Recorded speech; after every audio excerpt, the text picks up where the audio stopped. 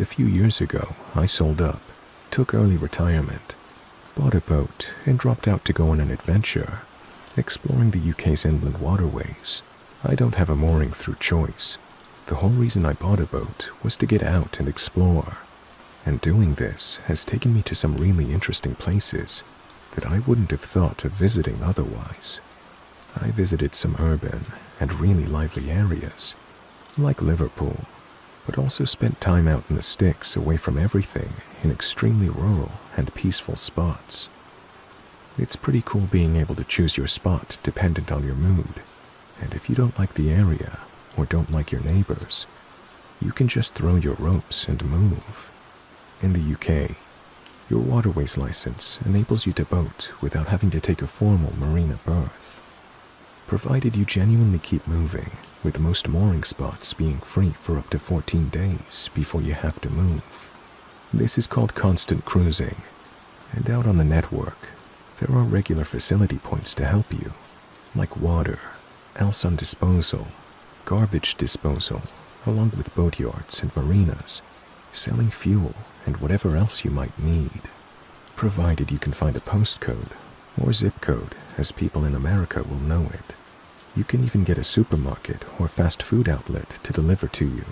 So all in all, if you have a decent craft, well set up for off-grid living, you're very well catered for, and it's an amazing way of life. Many people choose this way as they're retired and on an adventure like me. But there are many living on pretty shady unlicensed boats out on the network because they can't afford anything else. You definitely can't judge a book by its cover though, and some of the most genuine, kindest people I've met out here have been people I'd have crossed the street to avoid in my previous narrow-minded life. There's people living gloriously happy, hippie lives in their torn jumpers and run-down barges who you'd be stunned to learn were former professors, physicists, lawyers, or high-ranking soldiers. And then there are those who look like hobos with absolutely nothing, but who'd give you the shirt off their back if they thought you needed it more than they did. I'm a lone female boater, with just my bog-snorkeling Springer Spaniel and my 2 cats as crew. So I follow lots of boating forums to keep an ear out for problem areas or people, and try to be sensible with my safety and security, and my choice of stopping points. I've been very lucky so far. It's been very rare that I've ever had any sort of issue in those years I've been doing this, but occasionally you'll find that you've got little choice about where you have to stop, or how long for. In wintertime, you can often come across navigations closed due to flooding or broken infrastructure, like a broken lock stopping you in your tracks. In summer, it's not unheard of for a canal to run out of water, and you find yourself stuck on the bottom, unable to move, until the level rises again. As I'm writing this, I'm stranded on a quarter-mile stretch of canal with river navigations at either end closed due to flooding, and I've been here for 2 months. It's not been any hardship though, as there's lovely trails through a country park beginning right opposite me. There's a town with all its facilities 10 minutes walk away, and a water and facilities block nearby. As far as being stuck goes, this is an ideal spot, and I'm well set up. My cats like to go out and explore, so I always try to moor away from roads and seek out spots where the cats would have an escape route, so any pursuing dogs wouldn't be able to follow them, like a thick hedge or fenced-off area of some kind. So I choose a spot right up at the end of this canal, alongside a derelict industrial area. There's a couple of gaps in steel fencing a person can get through, and after checking it out to make sure it's reasonably safe, and finding mostly just piles of bricks and a usable but deteriorated roadway left, I've been in there often with the dog and cats, on a sniffari trotting behind. In the 2 months I've been here, I've only ever seen one other person in there, also walking their dog. My cats have discovered there's mice in there, and they've been having way too much fun to come home as often as they usually do. So it's become a nightly ritual to have to go in with my head torch and dog and retrieve them before bed. They're both pretty cool cats that think they're dogs, so if you just go and shout for them, they'll come running and follow you home. The first 7 weeks went without any incident, despite there being quite a few shady-looking boats here. But a few nights ago, I was in there shouting for one of the cats when I heard what sounded like bricks being bashed together in very deliberate, evenly spaced multiples of 3. My first thought was someone's hurt and maybe can't call out, so they're trying to get my attention. So I stopped and listened. Another 3 bashes came, but this time nearer. Okay, someone's moving and definitely not stuck. So I pick the pace up and think this is just weird. It's 11 p.m., pitch black in here, and below zero with ice everywhere. There's no shelter, just piles of bricks. So why would anyone be in here on a freezing night like this? My cat comes bounding up at this point, so I just scoop her up and practically run back towards the fence. Another 3 bashes, the first one really loud and heavily emphasized, and again, all very deliberate and evenly spaced, but this time nearer again. I moved quite a distance and turned a corner by this point, but the noises followed and switched sides, like they'd cut the corner and almost caught me up. For anyone who's ever had a Springer Spaniel, you'll know they're definitely not known for being guard dogs. They're more likely to roll over for a belly rub than even bark. So taking no chances with the safety of any of us, I get us all through the fence and back on the boat, locking it all down and grabbing a fire poker. For about 10 minutes, I don't hear anything but the fluffs do, but they keep lifting their heads and alerting to something outside. Then I do hear it. The fence to this compound is only about 10 feet from the side of my boat, and someone is on the other side of the fence, doing a low but loud growling. If you can imagine a human trying to mimic the sound of a slow revving motorbike, it kinda sounded like that, and this went on for nearly 10 minutes. I turned all my lights off and sat up for hours holding my fire poker and watching my crew for any indication they could hear anything, but there was nothing further, and I eventually fell asleep. 2 days later, I'm walking down the towpath and walked past a small cruiser moored about 200 yards away from me. It's one of a line of pretty scrappy-looking boats with broken windows and junk piled all over it. As I pass, I hear a man's deep voice mimicking me, calling my cat's name like I was doing that night. I look over and see a really scruffy and dirty-looking guy with dark hooded eyes and god-awful teeth grinning at me. I stopped a second and gave him my best defiant, "I'm not scared of you, don't mess with me, because I'm secretly a badass" death stare. I even managed a sly, psycho-esque grin of my own right back at him before walking off. I don't know why I reacted like this. Generally, any challenge to someone who might be unbalanced is a very dangerous thing to do and wouldn't be my usual approach. I'm not a badass, far from it, and I am scared of him. He looks mentally ill at best, possessed at worst. But there, in that moment, I just instinctively felt the need to stare him down and not show him fear. I'm still stuck here, but I haven't seen him since. In fact, in the 2 months I've been here, that's the only time I've clapped eyes on him at all, despite walking past that boat every other day. I hope to keep it that way, and as soon as those navigation lights change to signify the river is open again, my fuzzy crew and I are out of here. To the possessed-looking growling guy, I hope your boat is as clapped out as it looks, so you won't be able to follow.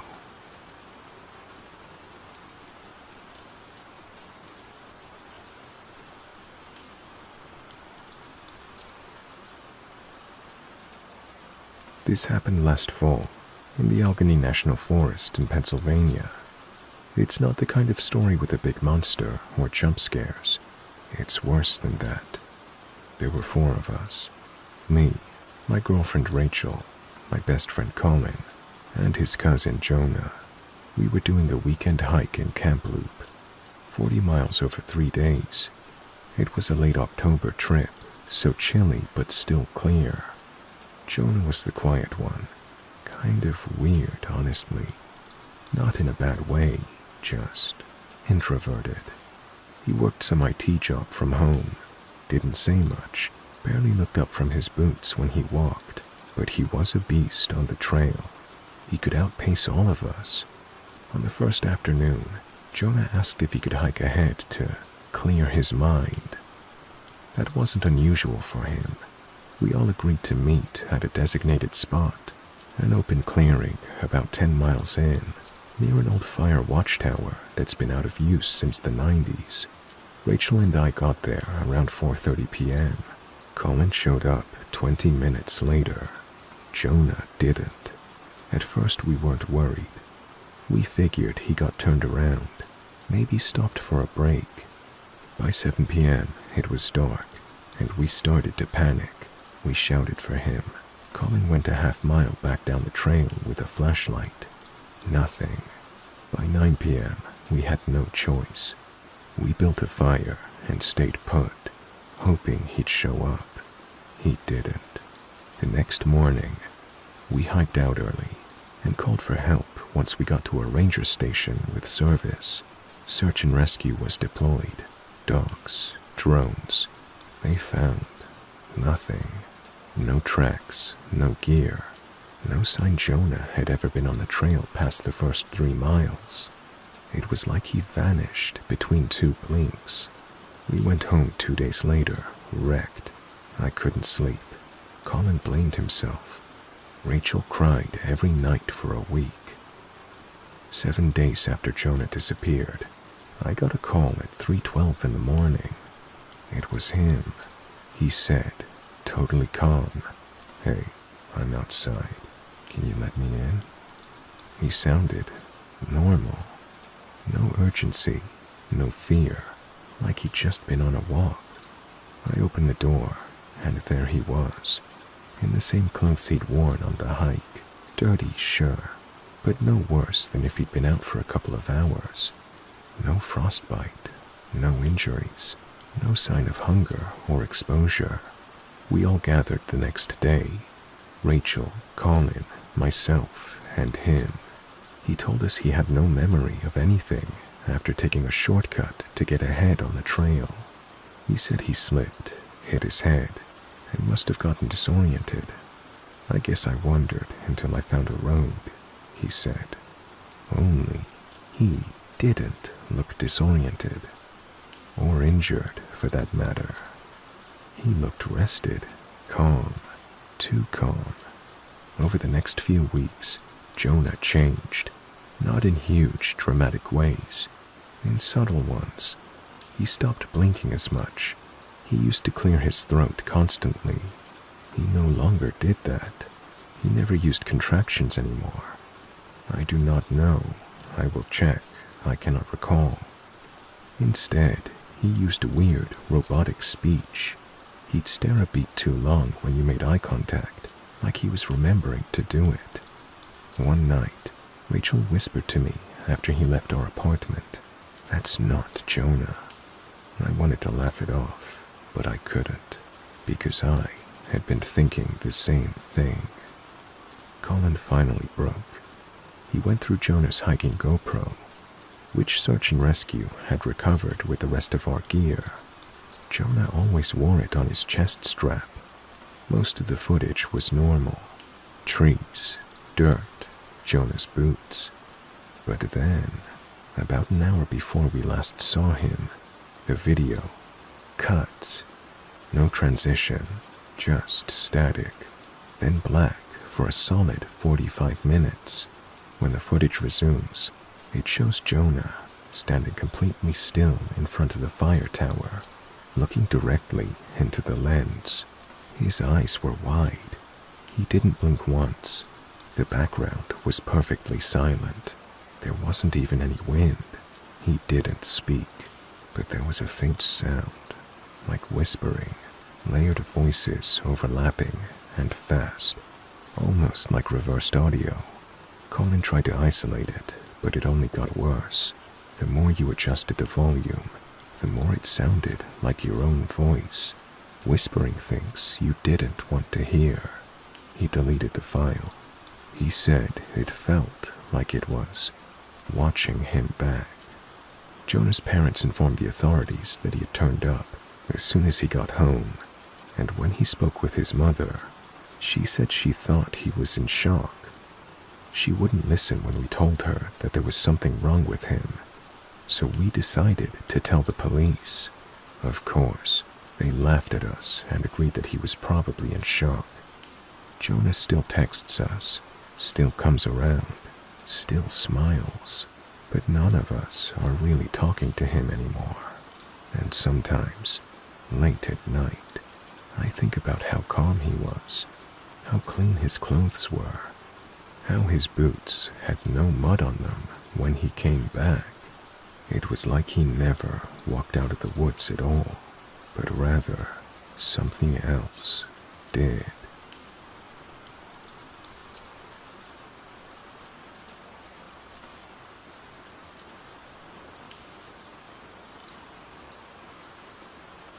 This happened last August, and I still can't talk about it without getting goosebumps. I haven't even told my brother everything. I'll try to keep it short, but there's a lot. So, my brother Dave and I go backpacking every summer. Nothing crazy, just a week or so in a remote area, off-grid. Last year, we picked up a lesser-known part of the Rockies in Colorado. I won't say exactly where, because I don't want anyone trying to find what we found. The trail that wasn't on the map. On the third day, we found a trail that wasn't on our topo map. Really narrow, overgrown, but clearly man-made. Stone steps in some places, old wooden markers nailed to trees, all faded. It looked long abandoned. We figured, hell, maybe it was an old ranger route or a fire road. We had food, water, and time, so we followed it. It wound steeply uphill into dense forest. The air got cooler, quieter. Not a bird, not a squirrel, just stillness. Around 4 p.m., we came to a flat clearing with a perfect ring of stones for a fire pit, freshly arranged. That was the first thing that felt off. The stones weren't weathered. They were clean, like someone had just set them there. We looked around. No tent, no gear, no footprints, but the grass inside the ring was flattened like someone had sat there recently. Dave wanted to keep going. I didn't. I felt watched, but I didn't say anything. I didn't want to be the one who chickened out. We set up our tent at the edge of the clearing, made a small fire, and tried to relax. That night, I woke up sometime past midnight. No idea why, just a jolt of cold dread in my gut. That's when I heard it. Crunch, crunch. Something walking around the perimeter of our tent. Heavy footsteps. Slow, deliberate. I thought it was a bear at first, until it stopped right by my side of the tent, and then whispered, "You found my trail." I didn't move. I didn't breathe. I couldn't. I just stared at the nylon wall, expecting claws or a knife to rip through it. But nothing happened. After a few minutes, the footsteps continued, away from the tent, deeper into the woods. I whispered to Dave. He was dead asleep. In the morning, I pretended I hadn't heard anything, but I couldn't ignore what we found. All around the fire pit, carved into trees, were symbols, not letters, not anything I recognized. Jagged spirals, overlapping triangles, a kind of crude stick figure with no head. Dave thought they were from kids or bored hikers, but the cuts were fresh. The bark still curled at the edges. We packed up fast and didn't talk much. We just kept walking.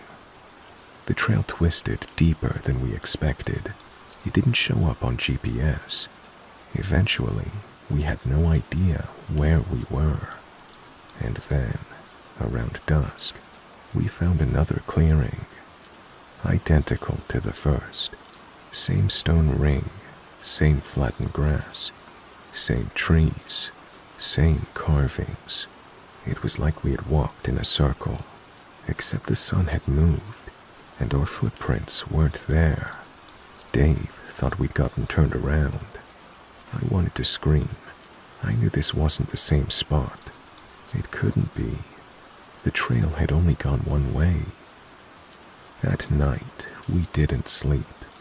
At some point, I looked out of the mesh window of the tent. There was something at the fire pit. Not a person. Too tall, too thin. It was like it was made of branches and cloth. It didn't move like a person. It twitched, like stop motion. It stood over the fire pit like it was waiting for something. Then, it turned its head, and even though it was pitch black and featureless, I swear it looked right at me. I shut my eyes and waited for morning. At dawn, everything looked normal again. No figure, no marks in the grass. Dave said he had a nightmare about something watching us. I didn't tell him what I saw. I just told him we needed to leave now. We never found the original trail again. There was no sign of it. It took us almost 2 days to bushwhack our way back to the main path. The weirdest part, when I got home, I checked satellite images. The clearing's coordinates. There's nothing there. Just trees and dense forest. There's no trail, no gaps. I haven't gone camping since, not even in my own backyard. I still have dreams where I'm walking in the woods, and suddenly everything's silent. And I know I found the trail again, and sometimes, just before I wake up, I hear a voice like the one I heard on that trail.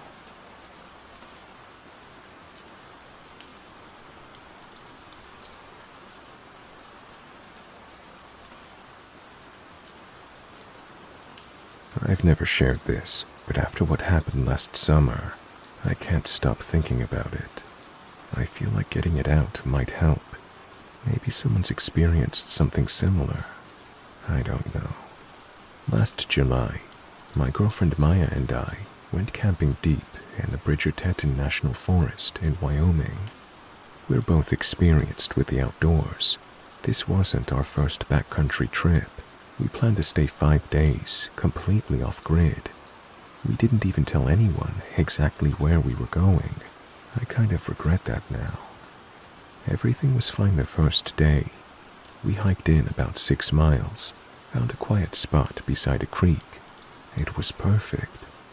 Around 2 a.m., I woke up to a sound I couldn't immediately place.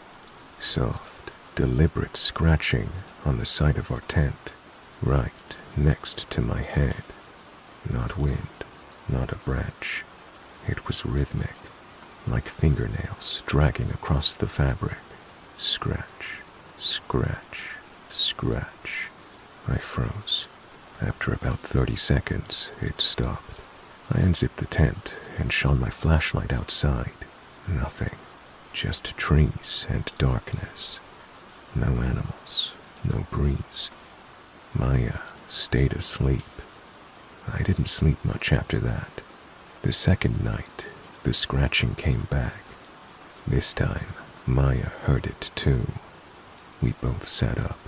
It started on her side of the tent now. Slow, methodical, right where her shoulder was pressed against the wall. Scratch, scratch, scratch. She whispered, "Is that an animal?" I shook my head. It's too steady, too human. Then it moved. The sound dragged around the tent toward the door. Not footsteps, just the scratching, circling us. It stopped after a few minutes, and again, nothing was there in the morning, except for a small pile of what looked like bark shavings near where the sound had started. I checked every tree nearby. No sign of claw marks, no tracks, nothing. The third night, the scratching started before we even went to sleep. It was like it was waiting for us. We lay in our sleeping bags, not speaking, just listening. At one point, the scratching was so loud it felt like it was right between us, like it was trying to get in. Then, just as suddenly as it started, it stopped. That's when we heard it. A voice so quiet, it was almost part of the wind. Are you scared yet? I don't remember grabbing Maya's hand, but I know I held it until dawn. We were planning to leave, but Maya insisted on checking the creek one last time. She said maybe we were just spooked, letting our nerves get the best of us. When we got back to the tent, we found something new. 3 smooth stones had been arranged in a triangle, right in front of the tent flap. Each one had deep gouges carved into it, scratches, parallel lines, like someone had been dragging their nails or a blade across the surface for hours. We left a few unpacked items behind and just got out of there. About a mile into our hike back, we found something we hadn't noticed on the way in. The remains of an old camp. The fire pit was half buried, the tarp rotting, a broken lantern left behind, and bones. At first, we thought animal, but then Maya picked up a jawbone, and it was unmistakably human. We reported it when we got back to town. A ranger told us it might have been a missing hiker from a few years ago. They said animals probably dragged the bones there, but no animal made those scratches. Not on our tent, not on the stones. And sometimes, God help me, I still hear that sound in my dreams. Scratch, scratch, scratch.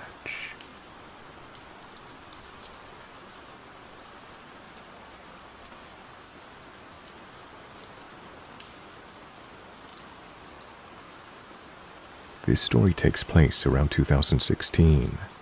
My friends Gina, Sabrina, and I were around the ages of 17 to 18 years old.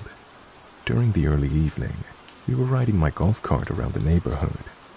I was driving, Gina was riding passenger, and Sabrina was on the back seat. We were driving straight, going up a hill, and about to pass a car approaching a stop sign on a street to our left. The car proceeds to almost run through the stop sign and make a left-hand turn, but then they saw us and slammed on the brakes. As we pass them, they get behind us and proceed to follow us, screaming at us from out of the window. They were angry because they claimed they couldn't see us, but it was still bright enough outside that headlights weren't needed. As they followed us, yelling all these obscene things, I panic and start turning down random streets, trying to get away from them. I get to a new section of our neighborhood that is in the process of being built, to try to cut through some woods that would come out in front of my parents' friend's house. When I took a right-hand turn to try to get into the woods to do so, I ended up driving the golf cart onto a huge rock pile, causing the golf cart to nearly flip with all of us still inside of it. The couple catch up to us, and a middle-aged man and woman get out of the car, and the man starts filming my friends and I. As I mentioned before, 2 out of 3 of us were 17, so we were minors. We tell him to stop filming us while his wife calls the police on us. I call my dad, and he comes to where we're at, and he helps us get the golf cart off the rock pile, while this crazy couple proceeds to continue recording and screaming at us. We get the golf cart unstuck. My friends and I jump back on to head home, while my dad decides to stay there and wait for the police. Gina is driving this time, since she's the oldest of us 3. I get in on the back. The crazy couple see us leaving, and they proceeded to get back in their car and started following us so close that they almost rear-ended us. I was on the back of the golf cart screaming. They stop, and we make it home, and we meet up with my mom, who then goes to the scene to help my dad, so that he's not left alone with these crazy people. The police get there, and my parents explain the whole story from what we told them, and the police side with us, and they even told my parents how psychotic that couple is. Eventually the couple moved out of the neighborhood, and we never saw them again. For a side note, during all of this, they had their 2 young grandkids in the car, watching everything.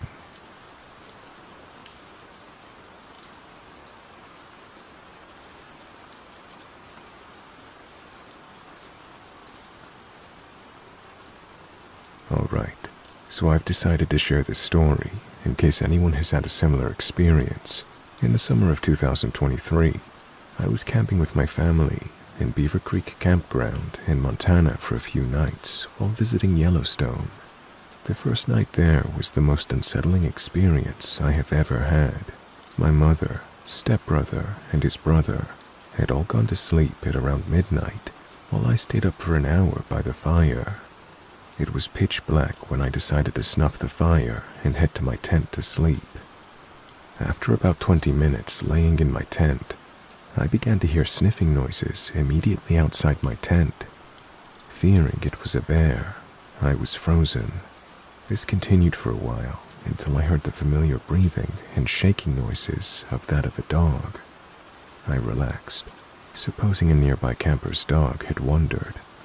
I stopped hearing the dog after a while, but then I heard footsteps walking around our campsite and the sound of a large stick being dragged along the ground all around. Then I was frozen in fear again at the possibility of a stranger walking around our campsite in pitch darkness. Suddenly, an obvious camera flash had gone off right in front of my tent. I was frozen solid in fear. Later, it felt as though an animal or person had laid down and cradled the corner of my tent. I felt a presence for about 5 minutes, and I kept feeling as if something was lightly fidgeting with the corners of the tent. Still frozen, I prayed for this to stop, but then I was forced to make this person, or whatever, acknowledge my awareness of the situation when I sensed another's touch on the zipper of my tent door. I called out loudly, "Who's there?" My stepdad awoke and called out to me while I was too afraid to open my door. 10 seconds passed when I knew he was out of his tent with his gun. Then I emerged. However, there was nothing there, and after I called out, I didn't hear or sense any movement going away from the camp. All the while, my mom and stepdad have a dog in their tent which reacted to nothing the whole time. I slept in the car the next 2 nights, and nothing else happened. Has anyone had any weird encounters like this in Montana, near Yellowstone, or in general? Thank you for listening to my story.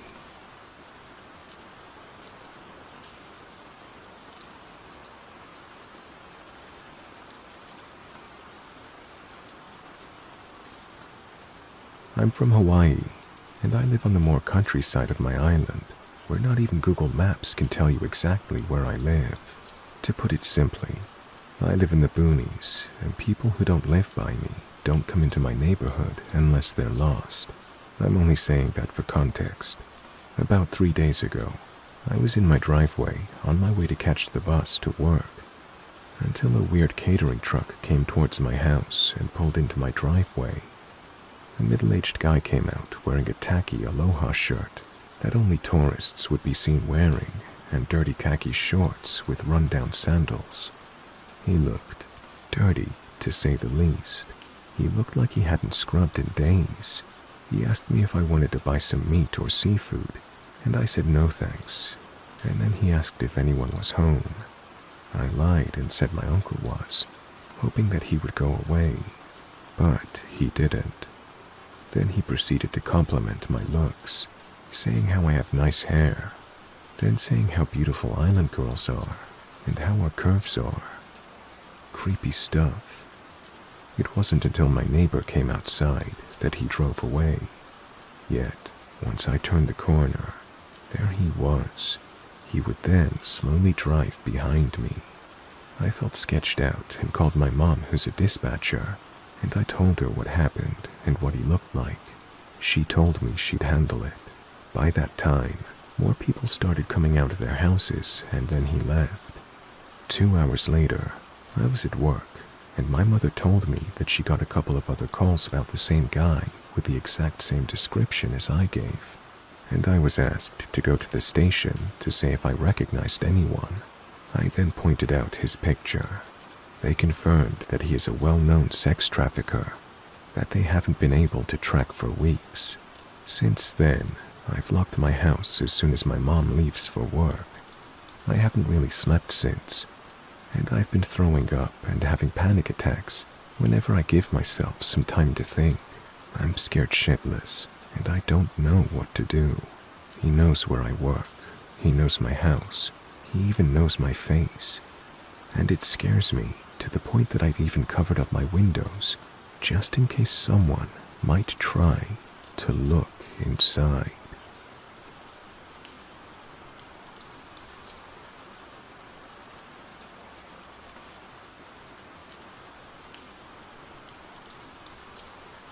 This experience happened when I was 21, 5 years ago. It's something that has played on my mind since, but I've never talked about it. I went to dinner with a friend from uni, Amy. We had 1 glass of red wine each with dinner. I was staying at her house that night, and by the time we got back, I was totally sober. Amy was in her ensuite brushing her teeth, and I was laying in her double bed on my side, facing the bathroom that Amy was in. All of a sudden, I felt the very distinct feeling of a hand with long nails go down my back. From my neck to the bottom, it felt like a real hand. I could feel the long nails of all the fingers, and it tickled in the same way a person's hand would. I spun around in shock and faced the other side of the bedroom, and for a split second, I saw a tall, middle-aged man facing me, with his eyes boring into mine. It was the most uncomfortable, unnatural thing I've ever felt. He was perfectly aligned with the far wall of the bedroom. I saw him about 5 meters away, so no explanation for the human hand scratching down my back. I was crying and shouted for Amy, even though she was just next door. I told her what happened, and then she started crying. I asked her why, and she told me that she felt like someone had been watching her from the corner of her room for months. She even showed me texts to her boyfriend where she told him she was struggling to sleep because she felt like she was being watched. A well-known male serial killer, in London at least, that preyed on young men used to live 2 doors down from Amy's house. I didn't know this until I looked it up after. It's taken me years to process this because of how real it was. I felt the hand scratch me. I saw the man. This stuff is real.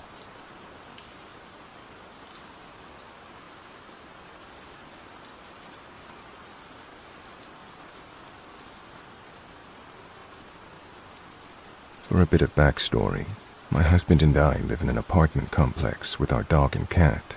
There is a forest trail behind our complex that leads to a park where we take our dog. It was a weekday, and I was taking our dog to take a pee while I was on my lunch break.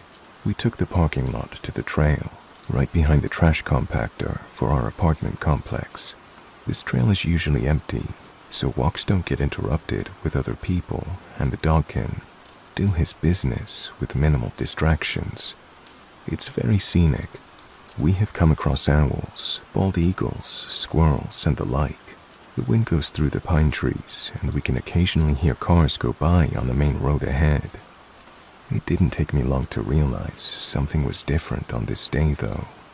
We had gone down the trail and stopped at the main road, turned around, and started to head back home. The wind seemed to suddenly stop just then, and I couldn't hear the birds that were so loud just a moment ago. It was almost like the silence was loud. That's when I saw it, and I had already walked past it. A man laying on his back 10 feet away in the ivy. Honestly, it didn't register to me that this was a person at first. So I stopped. I turned around. His eyes were open, his teeth were broken, and he was missing the back of his head. Now my dog is spooked and somehow wiggled out of his harness. This man was dead. The 911 operator asked if I had a defibrillator in my apartment that I could go grab and come back. I said no, but that he was definitely deceased. She asked again, "Are you sure? Please check." And that was the first time I was ever made to touch a corpse. I relayed back, "No, there's no pulse. He's missing most of his head." As I backed away, I could see copious amounts of blood I hadn't noticed at first. It was soaked into the earth beneath him. While waiting for the cops to arrive, I noticed he had a box next to him. This must have been the box he brought his weapon in. He had his glasses neatly folded, and had placed them on top of the weapon box. He looked no more than 50, and I will never go into the woods again.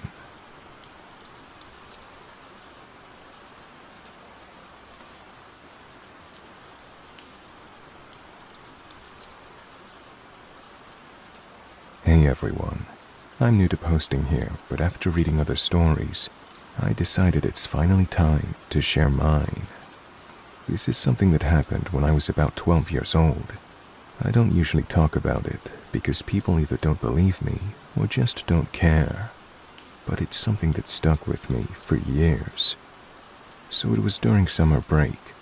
My cousin was staying at my house because he had broken his knee and needed help getting around. He was a little older than me, but we were really close. We'd stay up all night playing video games, eating junk food, and just doing typical guy stuff. One night, I was in my room playing video games by myself. My cousin was in the living room. I'm not sure what he was doing, but I know we were the only ones home. It was getting late, and I was just about to shut everything down and go to sleep when I saw something. Something started crawling toward me. It looked human, but not quite. It was all messed up, deformed. The way it moved didn't seem right at all. It made these weird noises I can't even describe. At first, I thought it was my cousin playing some kind of sick prank, until I remembered. His leg was broken. He couldn't crawl like that even if he wanted to. That's when I absolutely lost it. I ran out of that room so fast, I didn't even look back. I told my cousin what I saw. He didn't really believe me, but I could tell he was creeped out too. After that, I refused to sleep in my room for at least a week. I crashed on the couch in the living room and kept the lights on. I ended up living in that house for another 6 years.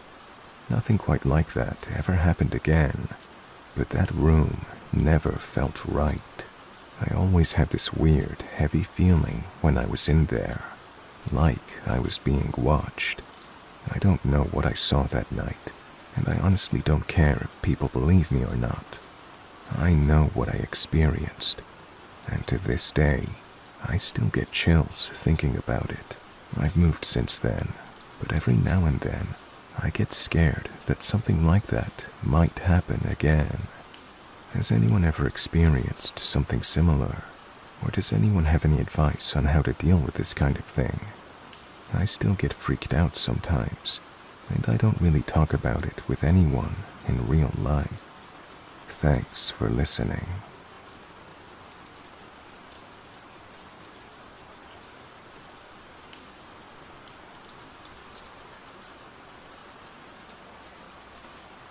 This happened years ago when I was in my early 20s.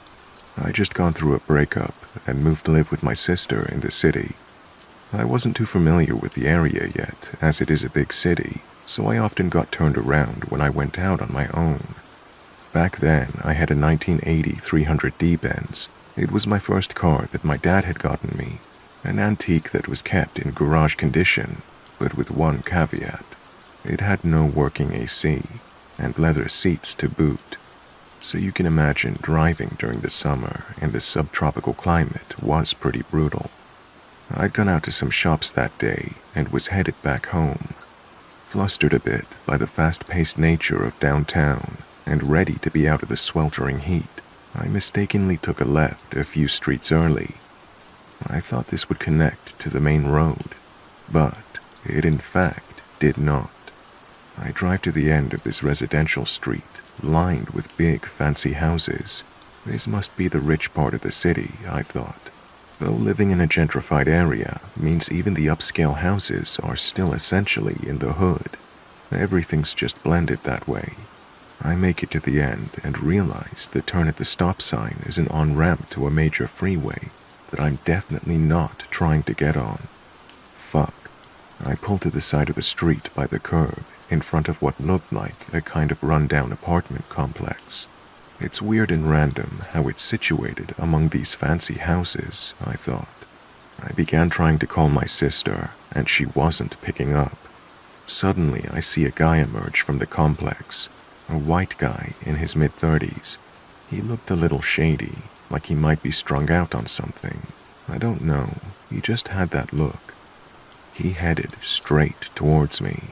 I was instantly wary of him, but was a little distracted trying to call, then text my sister.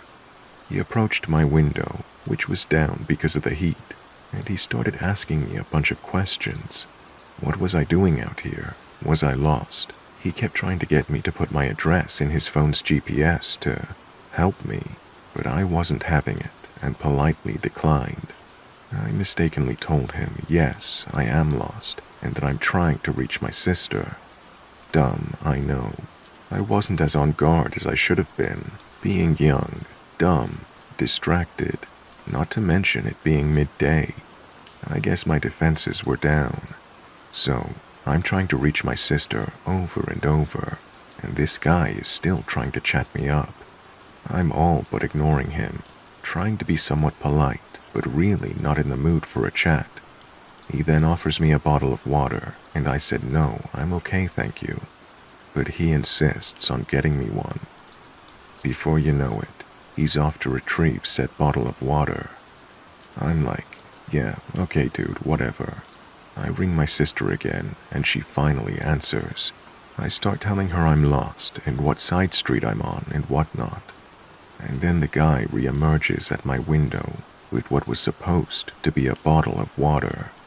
Not that I intended to drink anything from this man anyway, but I shit you not, he passes me a big skull mug, like the creepiest cup, made to look like a human skull, wouldn't raise any alarms. My sister is in my ear as he passes me this cup, and I look down into it. Where are you? Who is talking to you in the background? In the cup, I could plainly see there was some kind of chalky powder floating around in it, and it had this strong smell of like almonds or bananas. I calmly just passed it back to him and floored it, whipping my car in a donut, almost hitting him. I basically peeled out in his ass, and as I sped off, he slapped the shit out of my driver door. I headed back home with the help of my sister's directions. When I get home, I noticed this guy had hung a lighter wrapped in a ribbon off of my door lock button. It had a bunch of crazy, nonsensical shit scrawled all over it in Sharpie. This obviously freaked me the fuck out. Nothing more ever came of it, but to this day, I think of just how badly that could have gone had I taken his weird banana-scented skull cup concoction, or even just hung around a minute longer. I still wonder what his intentions were, hanging that lighter off of my window. Maybe it's just the work of a mentally unstable, albeit harmless man. Maybe worse. I'm glad I never had to find out.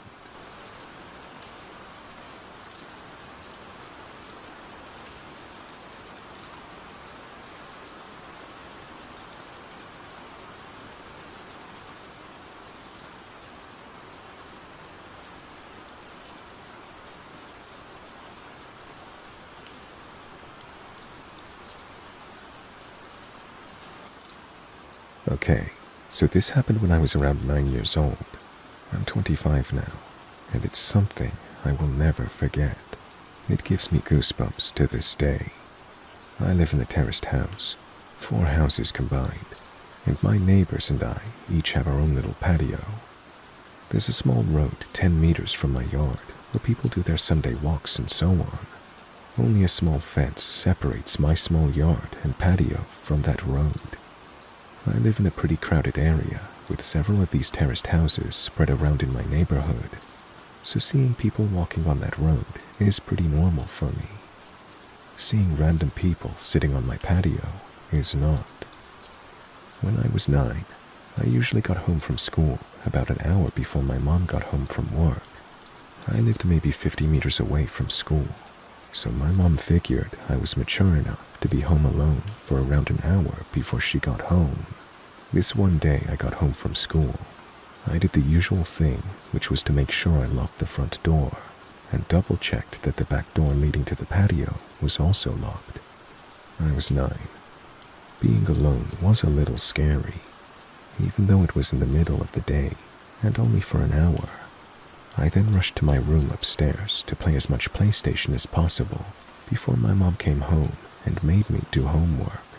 While playing, I heard this noise coming from outside my window. My room was located 1 floor over the patio, with a view to the road I told you about before. It was kind of like the sound of a cat, but my cat had been missing for over 3 months. Hope sparked, and I thought, oh my god, did he finally come back? I ran downstairs to check if it was my cat, but the sight that met me gives me goosebumps just writing this. There was a guy standing on my patio, a tall guy with black hair covering half of his eyes, making him look like the male version of the ring woman, or something like that. I could hear him making high-pitched sounds, almost like a cat meowing. A brown liquid was running down from his mouth, and I could see him spitting out my dad's stomped-out cigarettes. He was actually eating from the ashtray. I was frozen observing this. I eventually snapped out of it and screamed so loud that the man must have heard it. He didn't react. He kept on eating from the ashtray. I ran upstairs to my room, locked the door, and I called my mom, who then called the cops. I've never been more terrified in my life, laying in bed under my sheets, shivering with fear, as I hear these creepy, high-pitched noises from the guy eating cigarette stubs that came from the ashtray on my patio.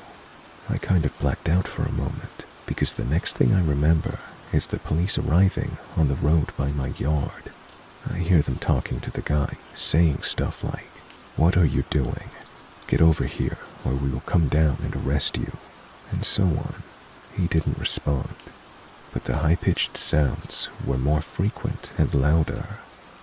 I decided to go look through the window, feeling safe now that the cops were there. I could see 2 police officers standing by my fence, a male and a female. I did not see the creepy man, however, because he was standing directly 1 story underneath me, and he was underneath my field of view. The police jumped the fence, and I remember hearing the creepy guy screaming louder than anything I've ever heard before. He charged the female police officer with full force, and he fucking knocked her out cold.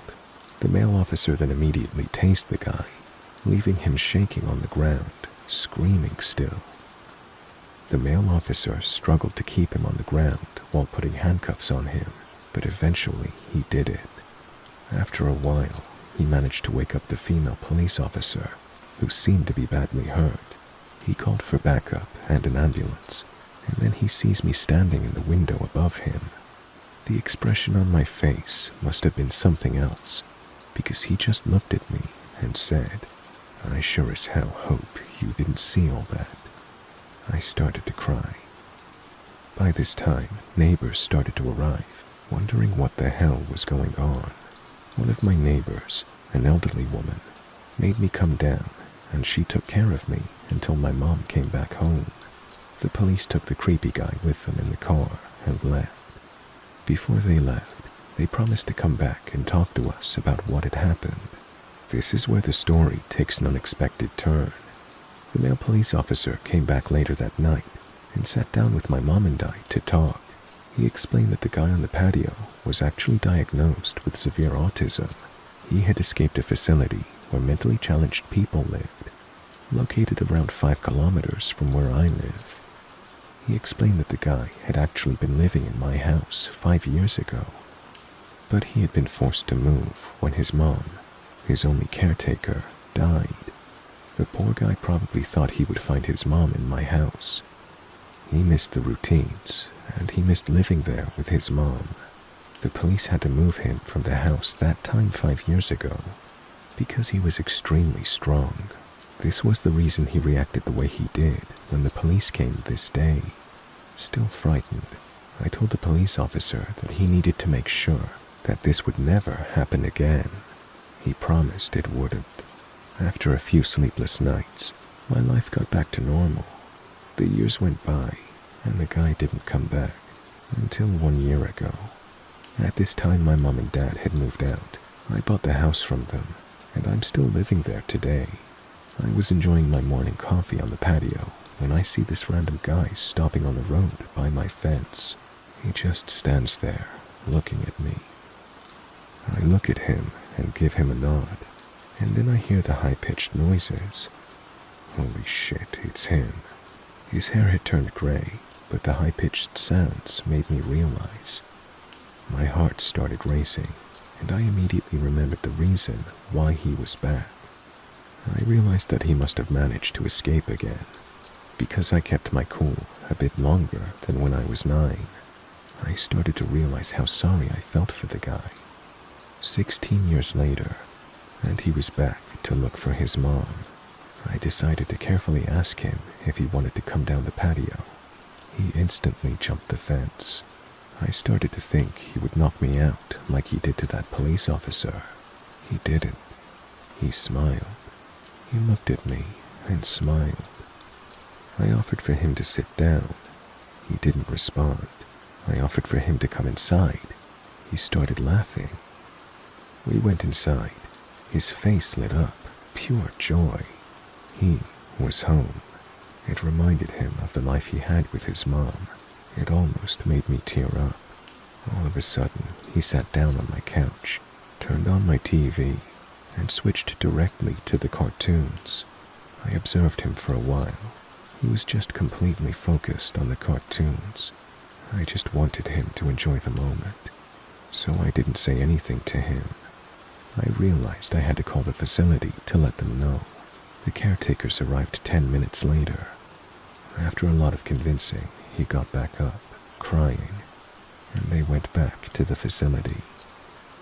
I called the facility 2 days later. We made a deal. His name is Tom, and I now consider Tom my friend. Every Sunday from the day he returned, Tom and his caretakers visit me to watch cartoons. They say it's the highlight of his week. It makes my heart warm. Now, for several years my thoughts were, let's not meet. Guy on my patio, eating from the ashtray. Now my thoughts are, let's meet every Sunday to watch cartoons. My friend, Tom.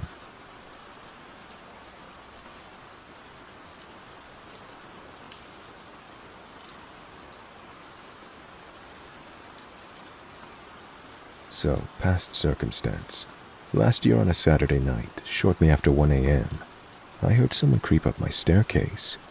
I live in a 2-story home on the 2nd floor. I heard the cracking of the wood steps. I paused my TV show, listened, and I heard it some more. I then hear a long pause, followed by nothing. Next, I hear my doorknob jiggling. I freak out. I know it's not the woman downstairs because she's gone for the night. I went straight to the door. I have one of those doors where it's half-glass window because I live in a tiny town and my upstairs staircase is covered, so technically no one can see inside unless they're standing right at the door.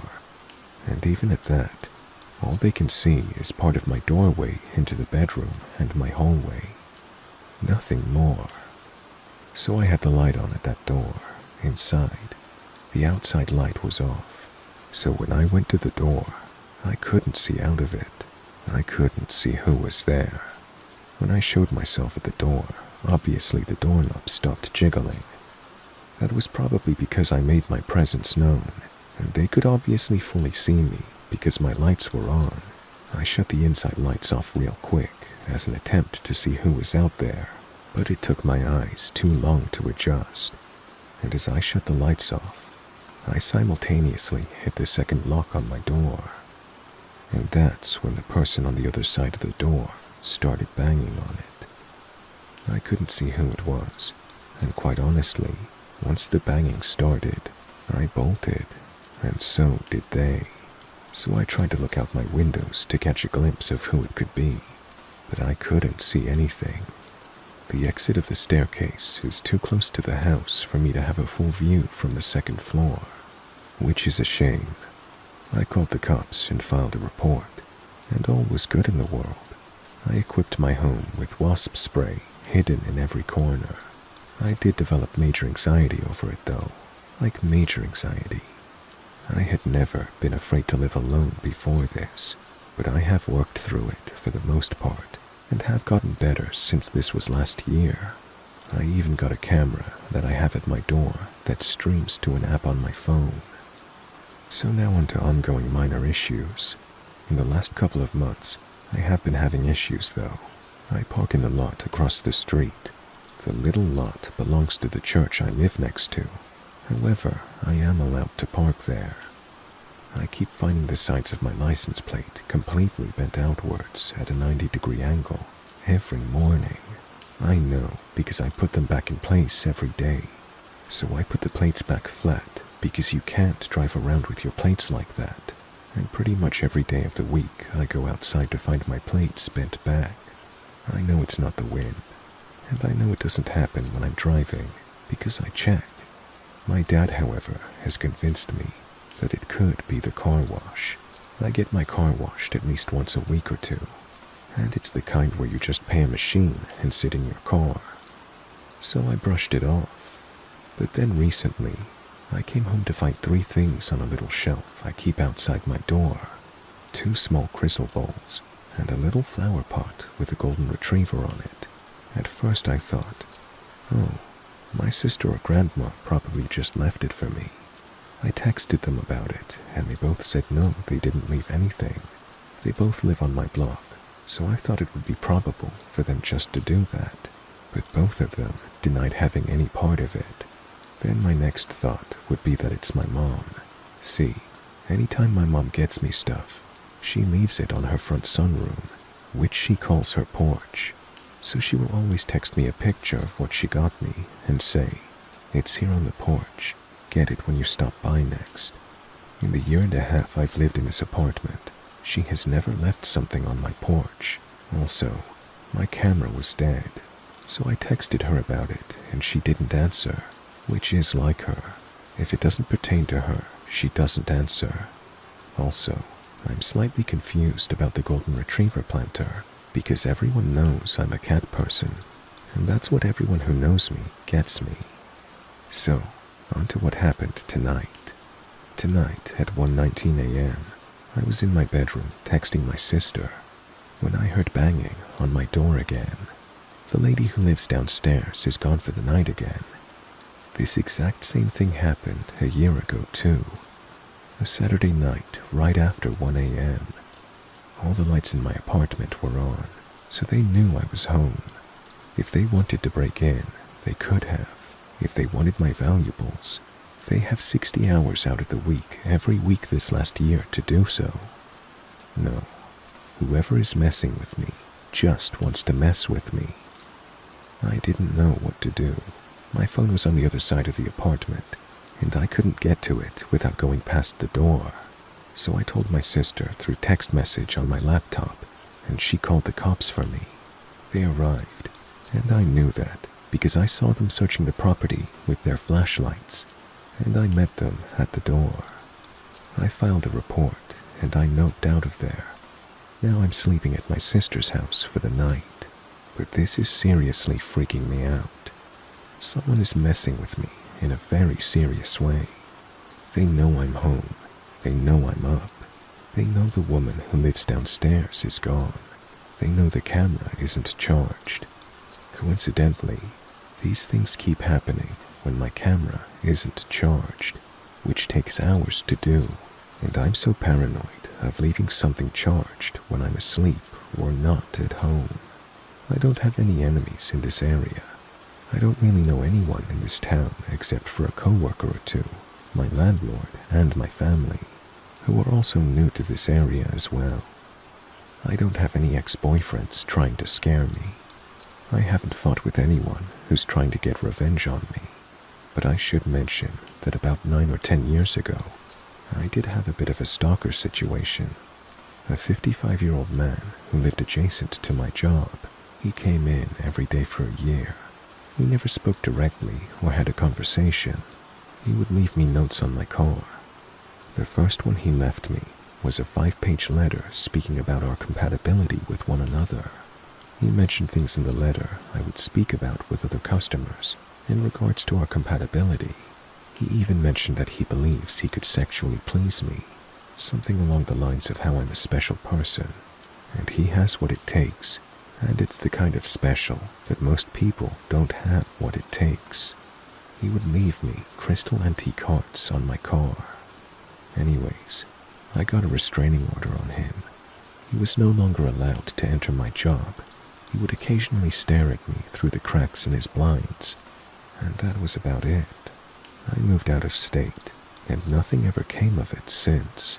But I guess that could be a possibility, too.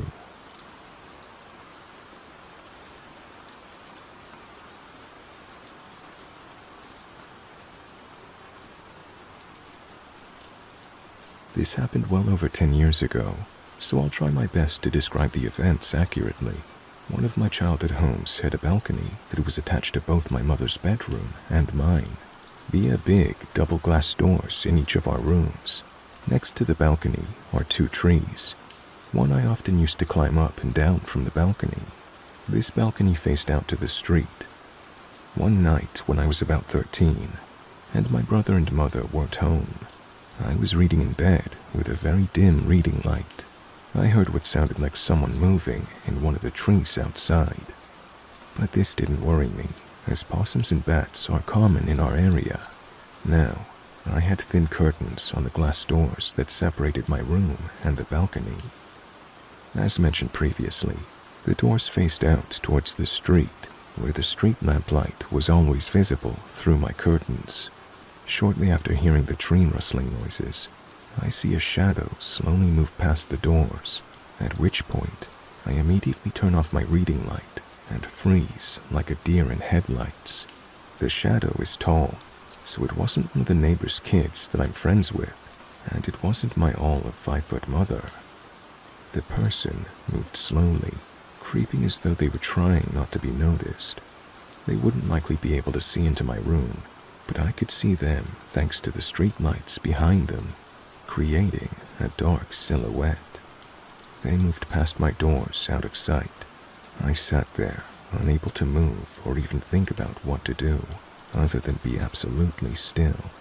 That is, until I heard another sound, the sound of someone trying to open a glass door. My mom's doors to the balcony. I don't know if she had locked them or not, but I wasn't taking chances. I moved as quickly and as silently as I could to my bedroom door and locked it. I listened for what the person was doing now. They were still jiggling the glass door handle, but it sounded like the doors weren't opening. I felt relief. This person couldn't get in, surely. All I had to do was wait for them to realize that, and then they would leave, right? Well, I heard light footsteps move back along the balcony to my set of glass doors, until I saw his shadow stop directly in front of them. Again, I froze. He couldn't see me. He couldn't know I can see him. I saw a shadow of a hand reach up to my door handle, and my heart stopped. Had I actually locked those doors myself today? I was out there earlier. What if I forgot? The seconds leading up to him grabbing the handle felt like an eternity. But thankfully, when this person tried to open the door, It did not open. It was locked. I sighed such a sigh of relief that I was worried he'd heard it. After this, he began pacing the length of the balcony. I didn't have a mobile phone, as my mom thought I was too young to have one, and the landline was at the other end of the house, but I was too scared to take my eyes off of this person, even to call for help. I was silently crying, tears falling down my cheeks as I internally prayed that they would just leave. Then I heard him stop moving. He then said, "I could just break the glass, you know." Before I could even process this, I saw car headlights turn around the corner of my street and then stop at our property gate. My mom was home. The person on the balcony moved out of sight, and I heard a loud thump as they jumped off of it. When my mom came inside, I was hysterical and was barely coherent in telling her what had happened. Eventually, I got the message across, and she called the police. They never found or caught anyone, but a neighbor reported a truck in the street that matched the description of a truck that had been reported recently for attempted child abductions near my school a block away. Since I walked that short distance daily, the police suspected that he'd followed me, or it seemed that I lived there and waited for me to be alone.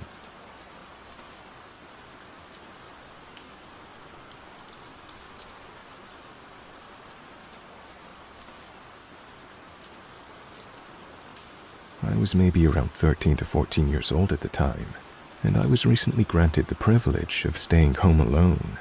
Every now and then, when I was home alone, I'd hear sounds coming from upstairs, and so I would instinctively call my mom.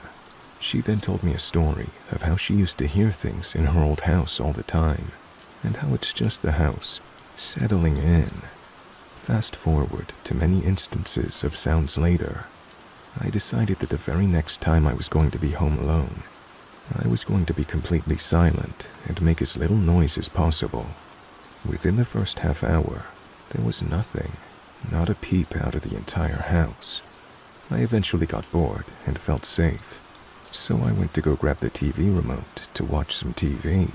But a few seconds before I grabbed the remote, I heard a huge crash upstairs and running footsteps. I was sure more than ever that someone was in the house. By now, there were plenty of consistent sounds coming from upstairs that it was a fact that someone was upstairs. 14-year-old me decided to hatch a quick plan. Being the skinny, most non-threatening little girl I was, I first grabbed a kitchen knife. Then I grabbed a shoe and propped open the front door. And a few moments of some deep breaths, I yelled out in the deepest voice I could, "I know you are upstairs. I'm giving you a chance to leave without me calling the police. But I've propped the front door open, and I will be in the bathroom. Be aware that I am holding a knife, and if you refuse to leave, I will call the police." Sure enough, I walk into the bathroom with my knife, absolutely scared to death that someone will open the door. I wait and I wait, until the one sound that to this day will always scare me for this reason. I heard the front door close, and the shoe was removed. I quickly locked the door and turned on the alarm system. I hope to never see or hear this person again. This happened to me just last Tuesday, and I can't stop thinking about it. I'll start this story off by saying I'm a 30-year-old female who lives with my fiancé and our 2 dogs. I have 2 huskies. One is 2 and one is 4 months old. My huskies are not guard dogs to save their life. They don't bark nor howl. These dogs just love people so much. My brother-in-law and friends have walked in on multiple occasions, and the dogs don't make a peep. So anyways, it's 8 p.m. It's dark out. I'm home alone. My fiancé had a hockey game. I'm in the bathroom with the door closed and the blow dryer going, so I can't hear anything going on around me. That is, until I hear one of the dogs howl. I stop the blow dryer and listen, thinking that the dogs are fighting again. Then I hear a faint knock. and the dogs start going apeshit, barking, howling, jumping into the bay window so bad I thought they'd break it. I'm thinking, what the fuck is making them go crazy like that? Maybe a dog or a skunk. I look out my bedroom window, as it was the closest view to the front door for me. Well, lo and behold, there are two men in hoodies standing at the front door. They start knocking louder, and this time, my 2-year-old husky jumps from the bay window to the front door and starts growling and ramming his body into the door. I'm watching this from my bedroom as the dog jumps into the door. One of the men jumps back, startled. He looks at the other guy, and they just walk away. I called my fiancé to get home ASAP. I watched them walk down the road. They weren't selling anything, as they didn't stop at any other houses. I was so creeped out, and I still am. Thank goodness for my crazy dogs.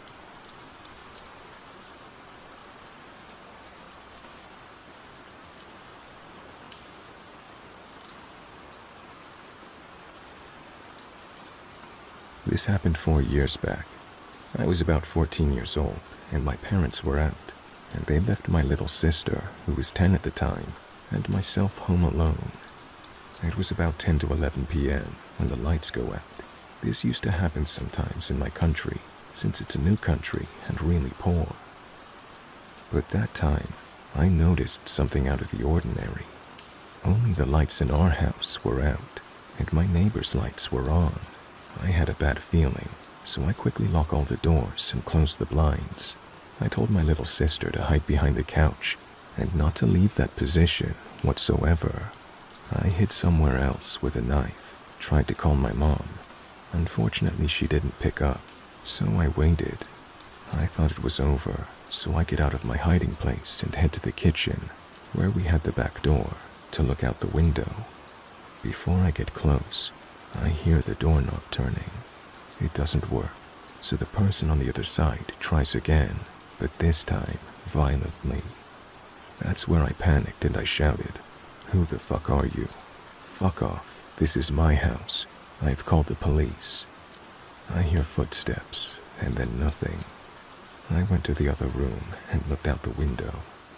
I saw someone running out of the backyard. My sister was crying, so I comforted her while we stayed hidden, until my parents came home about an hour after. We told them everything. I said that whoever it was, he had intentionally cut the house's electricity to scare us. To this day, every time the electricity goes out, I kind of get scared, but I am glad we were okay.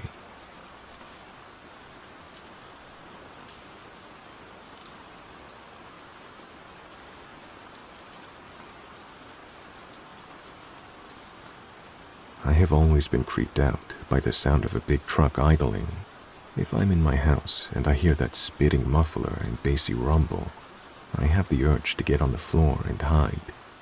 I never understood why, until I connected it to an experience in a small logging town when I was about 10. I was with my dad and siblings visiting my grandma. I grew up in a town of only around 3,000. So when I say grandma lived in a tiny town, I mean postage stamp size. Being a timber town, there were towering evergreens surrounding it on all sides, almost seeming to swallow the houses and scant businesses right up.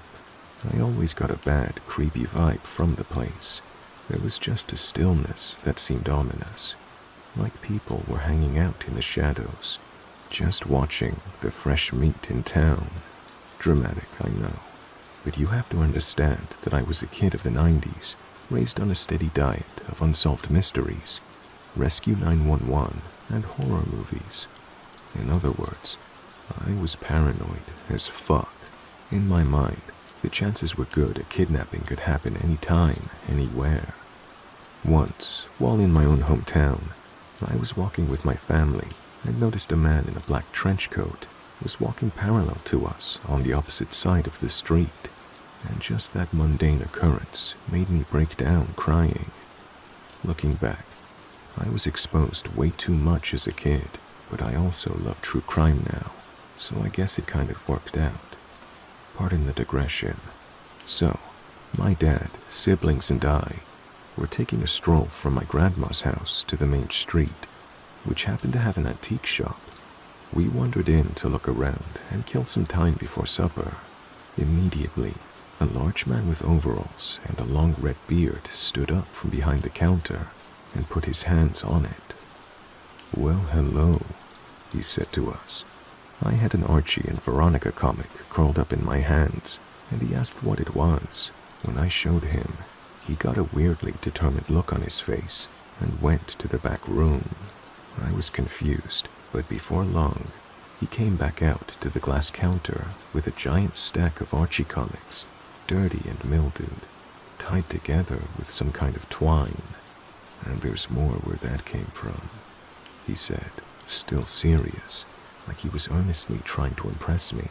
"Wow," my dad said. "That's neat, isn't it, honey?" "Yeah, that's pretty cool," I said, trying to be polite, but just feeling off with the whole situation. My dad then got distracted by my little brother and strode off, and the man motioned me over. I didn't go any closer because I was freaked out. He shuffled up a bit closer to me and had his voice lowered. "You know, I got only grandsons. I want a little girl." He had a sly smile on his face now. Despite my surge of fear, I tried to calm myself. "Calm down. He's just a lonely old man." But my heart was pounding and my stomach was flopping. "Do you like horses?" he continued, leaning in closer. "I got horses you can ride. I got tons of comics. Would you want to be my girl and have all that fun?" I froze. He may have been a lonely grandpa, but I was 10, and this felt very creepy. I could also smell his rancid breath, and his skin had a greenish hue that just added to my horror. Incidentally, my dad was rounding us kids up right about that time. He thanked the man at the counter. "You all visiting? I haven't seen you around here," the man said, which usually happened in interactions with townfolk, but it scared me in this circumstance. "Yes, my mother lives right on Chester and Colson Street," my clueless father replied, giving him the cross streets. "Oh, that's just about a minute as the crow flies," the burly man said cheerily. "Yeah, she's the one with the giant chestnut tree in the yard," my dad boasted. I blanched. Now he could pinpoint the exact house my grandma lived at. This man wanted a girl, I could tell, badly. What's to stop him from coming to get me? I tried to explain to my dad, but he never doubted the goodness of anyone, much to his detriment sometimes. I remember sleeping alone in a room that night that faced the street. I was sobbing and picturing the window being slid open by this crazy red-headed maniac. All of a sudden, at around midnight, out of the silence comes a rumbling engine that just stops and proceeds to idle in front of my grandma's house for several minutes. I peeped outside through the Venetian blinds above the bed, and then ducked back onto the bed as soon as I saw headlights and a strange truck in the street. I did not see if it was, in fact, the man from the antique shop, and since I'm alive, I'm fine with that. I didn't sleep much that night between my fear of imminent harm and the spooky porcelain dolls in my grandma's room that stared vacantly at me. And that's how I came to fear the sound of an idling engine.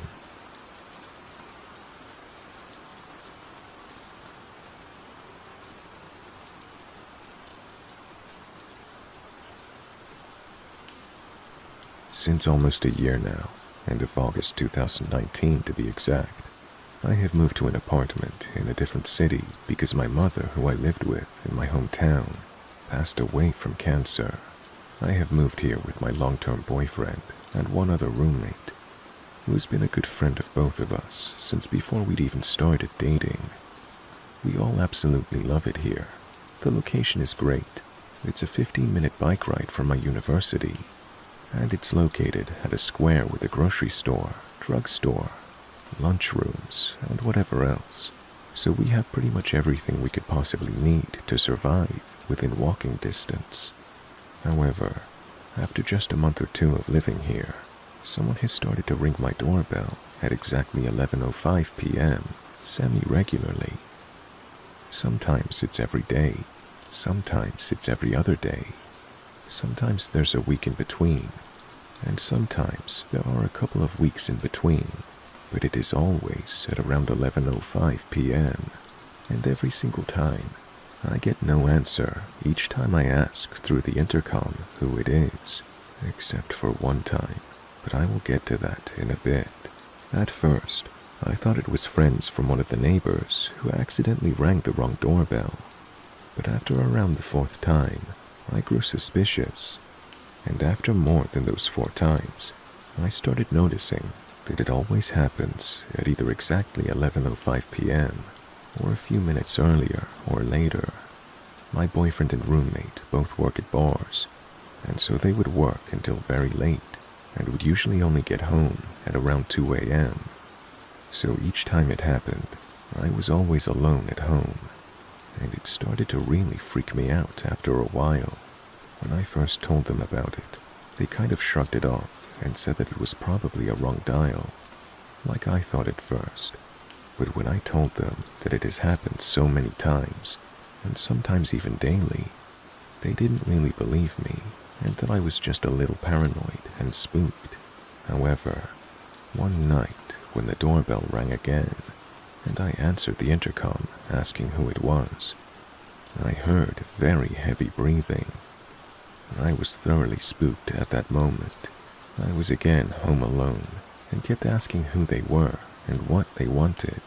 I couldn't make up from the breathing if it was a man or a woman, but I heard a strange mumbling or whispering, and then it was dead silent.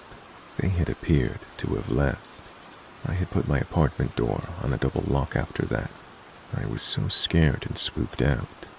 Thankfully, my roommate got home a bit earlier that night, at around 30 minutes after the doorbell rang, and he could tell how upset I was. Now, with the pandemic crisis, my roommate and boyfriend aren't able to work anymore, and they now also witnessed the frequent door ringing at 11:05 p.m. So they do now believe me and agree that it is very odd and creepy. We have a balcony that looks down at where our apartment building's main front door is, but because there is also a shop right underneath us that always has those curtain/roof things out, the view to the door is partially obscured. Every time our doorbell rang, my boyfriend, roommate, and I would go to the balcony to see if we could see anyone, but we never could. I have also asked my neighbors from my apartment building if their doorbell also gets rang so often, but the ones that I asked all said that it has never happened to them. So, 2 weeks go by. My roommate decided to do some investigating, and he went outside our apartment building at 11 p.m., standing across the street, and he pretended to have a smoke while keeping an eye on the door. He said he did see a man who looked kind of suspicious wandering around our apartment building, who slowed down his pace significantly as soon as he approached our door, but when he spotted my roommate looking at him, he quickly walked away. We aren't 100% sure if that's the door ringer, but that was very suspicious. Our doorbell hasn't been rung at night since that day, and I'm hoping that maybe it will stop for now. But there is a possibility that it will continue again in a few weeks. So, strange man who rings my doorbell at 11:05 at night so often, please stop, and let's please never meet. This happened when I was a kid, and I double-checked the story with my family. So this was in the mid-80s. I was about 7, at home with 2 of my older sisters, who were 8 and 11-ish, and 2 of my cousins too, who were 7 and 8-ish, all of us girls. My sister, the 11-year-old, was in charge of babysitting us 4 younger girls. You have to be able to picture what our house looked like in order to understand what happened. It was a 2-story box house with a flat roof and a small box front porch, also with a flat roof.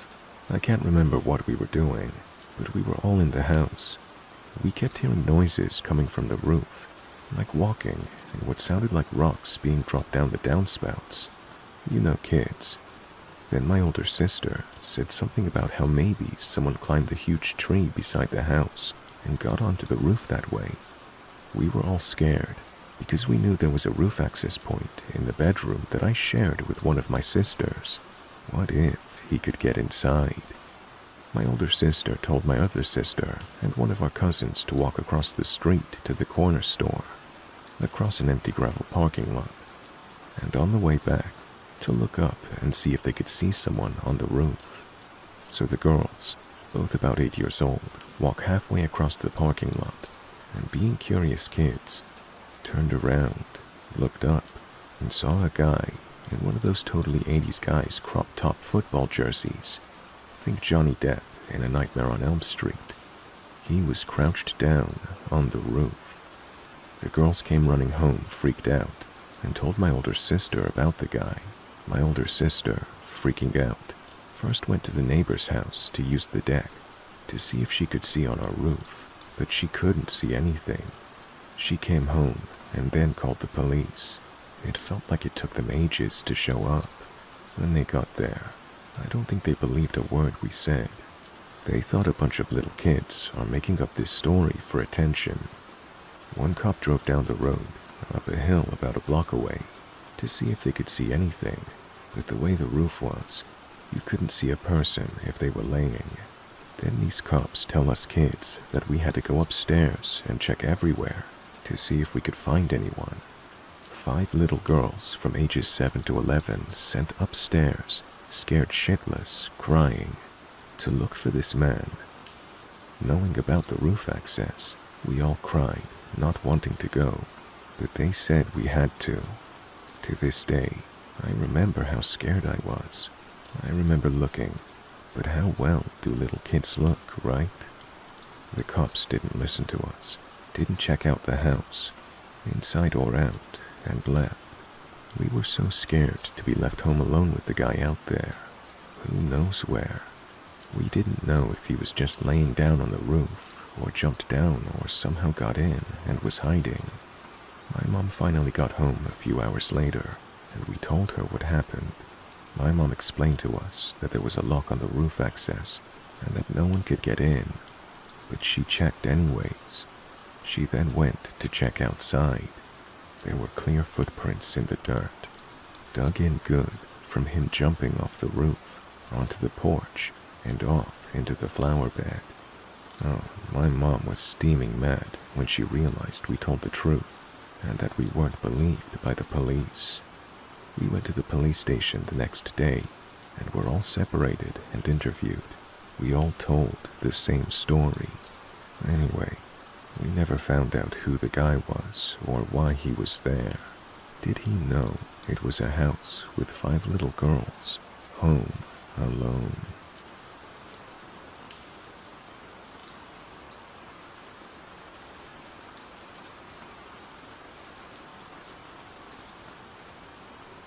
I want to preface this by saying that while I don't live in the safest neighborhood, I've lived here all my life without feeling unsafe. Neighborhoods like mine, which are impoverished and predominantly minority, are often labeled as dangerous, but they foster a strong sense of community among residents. One night, I was walking home after leaving my apartment to buy something at a nearby store. I live in a city that never sleeps, and it was only around 10 or 11 p.m., so it was just a regular early night of me going to the deli to get snacks. There was nothing eerie or weird or dangerous about it. As I entered my apartment building, a man hurried to catch the door before it closed behind me. It's common for people, including myself, to forget their keys or need to use the intercom to enter. So I held the door for him, despite not recognizing him and sensing he was intoxicated. My building has 2 sides, and I assumed he lived on the other side since he wasn't a familiar face. Like I said, I've lived here all my life and know most of my neighbors. As I walked into the lobby, There was another boy waiting for the elevator. Thinking back, I don't believe I recognized him either. When the elevator arrived, the boy and I walked in, and at the last minute, the man grabbed the door to join us as it was closing. It was then I noticed the man had been lingering off to the side of the lobby, waiting for the elevator too. I began feeling uneasy, because the man had entered at the last moment. He was able to see the elevator floor button I pressed. His finger hovered over the button of the floor I just pressed, as if he was also going to press that one, until he noticed it was already pressed. I immediately felt my stomach drop, as I definitely knew he was not someone who lived on my floor. Thankfully, the other boy in the elevator was going to the floor higher than mine. When we reached my floor, the man exited the elevator and held the door open, expecting me to exit after him. I hesitated, silently staring at him without moving. Something inside me urged me to stay in the elevator. Once he realized I wasn't getting out, he let the door shut, and I immediately heard his footsteps going straight down the stairs to exit the building. I stared at the boy, wondering if I should say something, worried he would think I was weird for just staying on the elevator, even though we passed my floor. I didn't say anything. We reached his floor, and he silently got off, and I took the elevator back down to my floor. I went into my apartment and locked all my doors. What scares me the most about this is that my parents were out of the country, so if that creepy man would have forced his way into my apartment, I would have been alone. I don't know if he was really after me, or if I made the whole thing up in my head, but I have never had a feeling of intuition or uneasiness like that before. Looking back, I wonder if that boy was a guardian angel.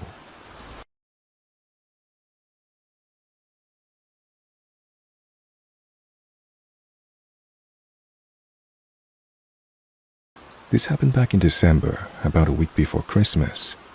I'm a 32-year-old guy and a 9-year veteran of the Navy, currently using my GI Bill to go to college in Idaho.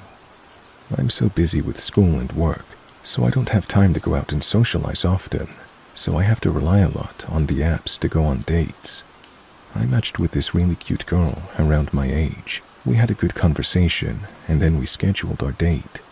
It was at a bar restaurant not far for either of us to drive, so it was perfect. She was very pretty in person, and we got along great. During our conversation, I found out that she worked in a non-cop role at the police station, like a receptionist essentially. I also learned she had a roommate, whom she said was out of town for the holidays. She added that she hated being alone because she had a crazy ex-boyfriend who stalked her. I was a little uneasy at that, and told her as much, and she said he's harmless, so I kind of let it go. We had a few more drinks and were there about another hour, and at her suggestion, she said we should go back to her place, and I mean I wasn't going to argue it. She was hot. She then insisted on driving. I told her I was fine, and she said no, that I'd been drinking, and she saw too many DUIs at her job. I got what she was saying, but I only had 2 gin and tonics and was fine, and again, she insisted. I thought it was weird, but I didn't care. We went to her house, and she walked up and just opened the door. She didn't unlock it. It was already open, which I found very odd, because she said she had a stalker and that her roommate was gone. She started feeding her cat, and as she was doing that, I saw a bowl of cereal on the kitchen counter. I touched it, and it was still cold, like it hadn't been there for a while. The cereal wasn't soggy either. I could see clearly that it was Frosted Flakes. The cereal hadn't even been in there long enough for the milk to take the frosting off, so I knew it wasn't old. I asked her whose it was, and she hesitated and said she ate it as a snack before heading to the bar. It just didn't make sense, and before I could say anything, she just kissed me and put her arms around me seductively and said for me to take her to her room. Again, she was pretty hot, and I quit caring about the cereal. We started fooling around, and I went to close the curtains, and she told me to leave them open. A few minutes later, maybe 5, we were in bed, and as my back was to the window, she let out a huge gasp, a scared gasp. Her eyes were at the window. I turned around and saw someone in a hoodie, and they took off. I heard the steps running on her back deck. I immediately jumped up and ran out to make sure her doors were locked, and of course the front door wasn't. I ran to it and locked it, and right when I did, the door started banging. I went to open it because I was gonna fuck the guy up, or try to at least, and she told me to just go back to bed with her. I screamed at her and asked if she was insane, and she told me he does this and goes away. I asked her, "You know this is your ex?" And she said yeah, and not to worry about it. At this point, he started banging on the side of the house on the other end, and she didn't seem at all scared and kept trying to get me to go back to bed with her. I didn't want to call the cops, because for all I know, this guy is a cop, or she'd know the cops that showed up and would take her side. I also just couldn't leave because my car was at the bar, and I was terrified.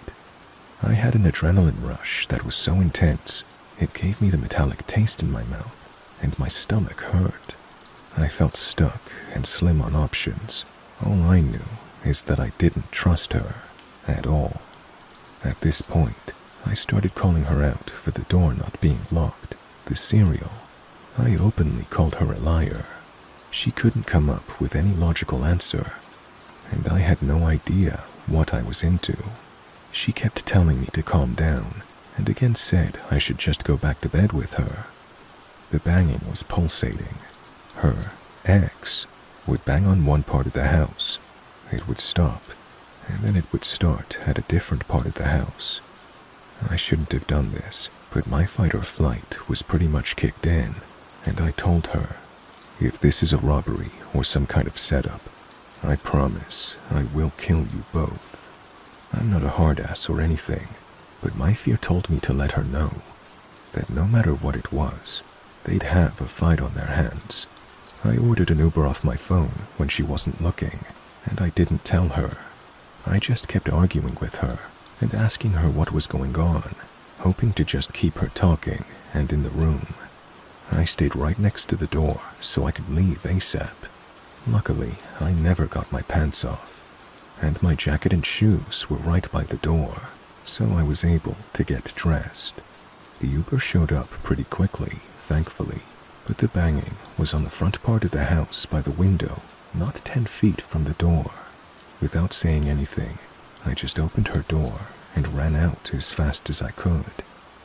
I saw the person running around the house and just kept running to the car. I got in and I looked back at the door, and my date was just standing there. It's only been a little over a month, but I honestly have no idea what the fuck I was into. I don't believe the story of just a girl with a crazy ex. Based off of the factors I told you, it feels like either a robbery or some weird fetishized cuck type of thing, or even worse, a trap to murder someone. I don't know. Definitely something I'm very mad at myself for. I mean, I'm a 9-year Navy vet and allowed myself to get into a situation like that. I reported her account in the Uber ride back to the bar, and I told the bartender as well, for if they ever saw her in there again.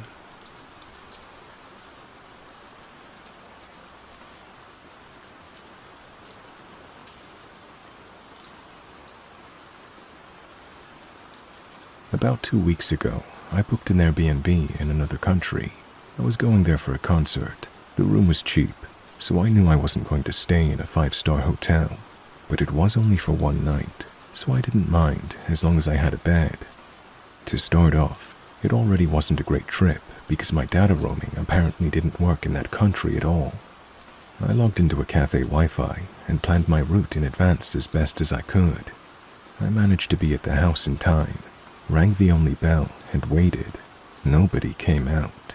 I repeatedly rang and waited for 5 minutes. I noticed the door had a slot for mail and looked through it. I was shocked to see an entrance that looked like an abandoned barn. A really dusty couch right in front of the door, pieces of furniture covered in cloth, very dirty and extremely old. I usually love old houses, but that just did not look like a house that was in use or prepared for guests at all. I wondered if I was at the wrong house and what to do now, as a really old, unwashed-looking guy walked towards the door from the street. I asked him if he knew where the Airbnb was. He mumbled something which I interpreted as positive. So I asked him if he was Tim, my host. He said yes, and opened the door for me. Well, I already described the entrance. The centerpiece was definitely the really old, creaky staircase that led to the upper part of the house. I followed him upstairs. He was heaving and coughing and stinking of cigarettes, which wasn't exactly pleasant, but okay. The second floor was also abandoned looking, really dark, with clustered furniture hung with cloth and randomly thrown together, and a really creepy curtain that I couldn't catch a glimpse behind. Another stair up, and we were in my hallway, which was honestly the worst one. Cracks in the walls, old rural paintings, and crosses hung up next to them. It seriously looked like the set of a horror movie. I usually don't have a problem with decor like that. I'm a goth, so anything darkly inclined is my jam, but everything looked so badly taken care of, and I got major creepy vibes from this house. He showed me the bathroom, which had a huge hole missing in the bathtub tiling and the wall. Everything looked really dirty. He showed me to my bedroom, which was honestly okay. There were just a lot of creepy dolls on the shelves that threw me off, but the bed seemed fine.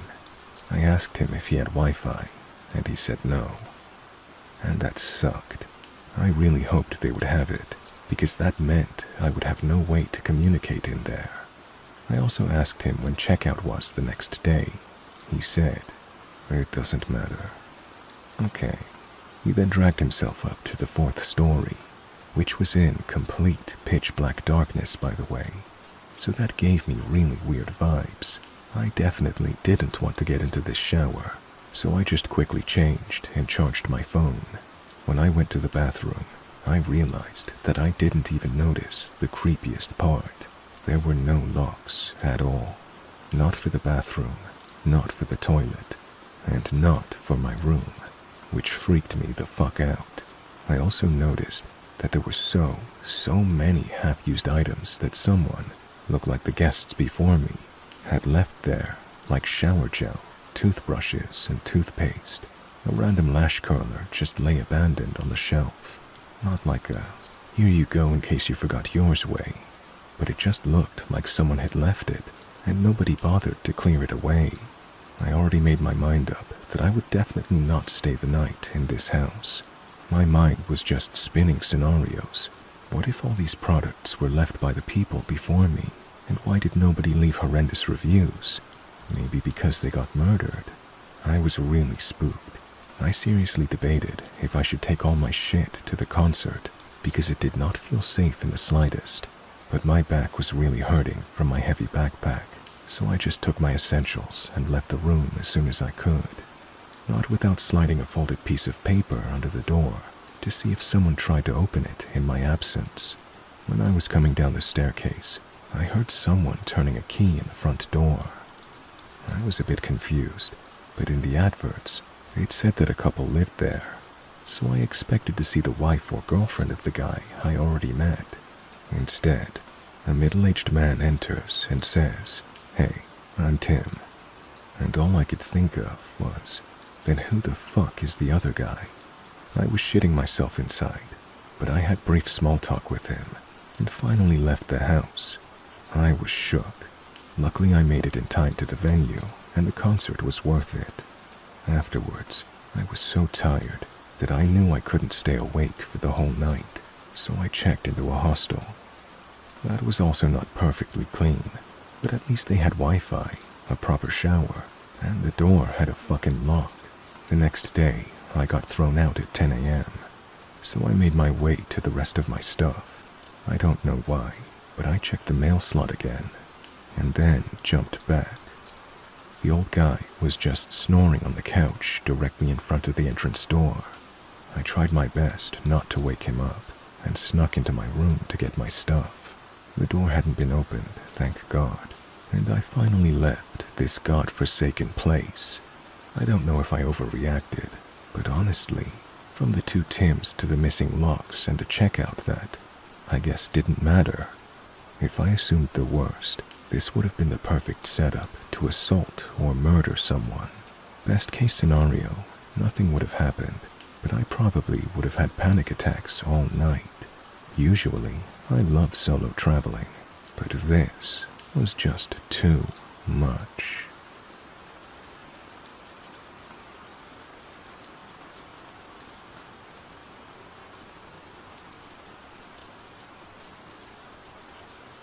I need to write this down before I convince myself it didn't happen. This happened in December last year. I was visiting my uncle in northern Minnesota, near the Canadian border. He's the kind of guy who prefers solitude, lives in a cabin deep in the woods, no close neighbors, just the trees and whatever lives in them. I never minded visiting. I like the quiet, but after that night, I don't think I'll ever go back. It was the coldest night of the year, at least minus 30 Fahrenheit.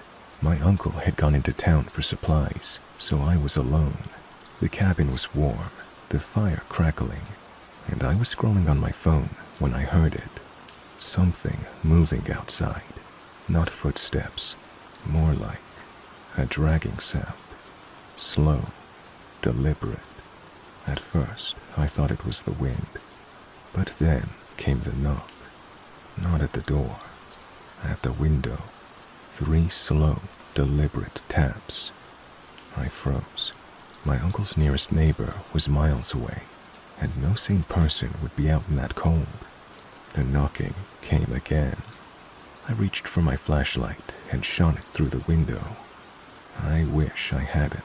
There was something standing just beyond the tree line. It was tall, at least 7 or 8 feet, but emaciated, with long, bony limbs. Its skin looked frostbitten, almost blackened, and its eyes were glowing, not reflecting light, but glowing on their own, like embers buried in a dying fire. I should have looked away. I should have closed the curtains, but I was frozen, staring, unable to breathe. And then it smiled. Its teeth were too many, too sharp, stretching across its face. It opened its mouth wider than any human should, and then it spoke. Let me in. The voice didn't match the body. It sounded wrong, like a recording played at the wrong speed. Too deep, too garbled. I ran. I grabbed my uncle's rifle, locked the door, and backed into the farthest corner of the room. The knocking stopped, but I could hear it scraping against the walls outside, slow, patient, like it had all the time in the world. I sat there for what felt like hours, rifle shaking in my hands, until my uncle finally came back. The second his headlights swept across the trees, the noises stopped. He found me, pale, sweating, and gripping the gun like my life depended on it. I told him everything. He didn't say a word, just nodded and checked around the cabin. When he came back, he looked unsettled. There were no tracks in the snow, he said. Nothing. That was impossible. I heard it. I saw it. But there was nothing outside. No footprints. No marks on the walls. Just the untouched snow and the silent, watching trees. I left the next morning and haven't been back since. My uncle still lives there, but he told me something before I left. If you ever hear it again, he said, don't look, and whatever you do, never let it in. I haven't told anyone else until now, but I know what I saw, and I know it's still out there.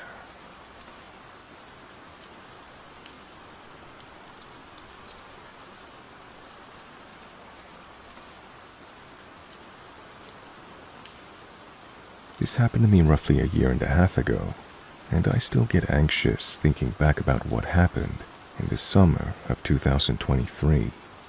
It was the year I had my first success with my online business, which allowed me to start traveling Europe while working and saving up for my dream of buying farmland. 2023 started amazingly.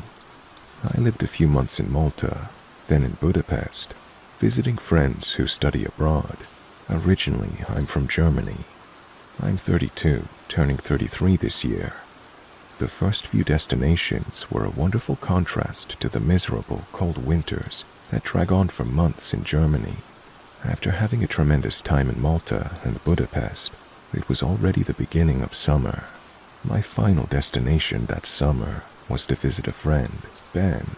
He's about a year younger than me and currently studying medicine in Varna, located in the very east of Bulgaria. It's an interesting place with lots of Soviet-style, slightly run-down architecture, but it still has its charm as a beach city. The people are very nice, and there are some beautiful spots.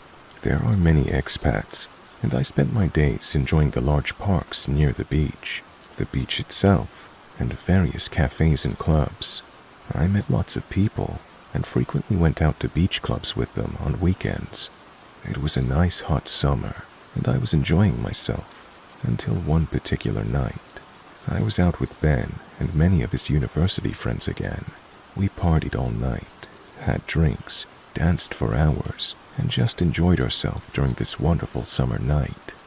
Since we'd been to day events before the party, I started feeling tired and decided to head home. I should describe the layout of the city, as it's quite unique. Varna has a beach along its entire length, and for most parts, there are very big parts stretching for kilometers along the beach before they lead to the city. My rented apartment was slightly northwest of the clubs, roughly a 10 to 15 minute walk, which I'd done many times. People had warned me about occasional attacks, muggings, and robberies, always asking me to walk at least part of the way with someone. I usually didn't listen, just walked with my music playing, though I remained wary of my surroundings. That night, a few people who were also tired left with me. They lived a bit more west, so I had to leave them after 5 minutes and continued alone with my music. It must have been around 4 a.m. when I came to a park I usually cross, separate from the main beach parks closer to where I was living. Being summer and a weekend, there were still a few people walking around and driving even at 4 a.m. When I entered the park, I wasn't shocked to see someone sitting on a bench maybe 50 meters ahead of me to the right. He was sitting there, staring at his phone, and I remember the scene vividly. Behind him were some bushes and trees, but as the lighting in the park was very sparse, I only noticed at the last moment that someone was approaching him from behind, through the bushes. I think because I walked into the park, the guy sitting on the bench must have briefly looked up from his phone and heard someone approaching. It all happened so fast. I saw someone running out of the bushes with both hands raised over their head, holding a large rock, sprinting at the guy still sitting there as he turned his head. Not immediately realizing the danger, I kept walking briefly before stopping. The guy on the bench screamed and ran straight out of the park, vaulting over another row of bushes and disappearing across the street. I pulled off my headphones and stood there watching, not fully comprehending what was happening. You need to understand that this all happened so fast, until the guy who had just tried to attack the other person with a rock turned to face me. A shiver ran down my spine as adrenaline rushed through me, preparing to run. When he lifted that rock again and started maniacally smiling while running in my direction, I turned and ran for my life. He followed me for roughly 2 minutes. I could still see him behind me, even after crossing the street. I ran around the block and was incredibly relieved to find a kebab shop still open. I rushed through the door. The people inside were shocked, and I couldn't speak straight. But I didn't need to say much, as the psychopath came through the store and started bashing the big window with the rock. When the glass broke, he finally ran away.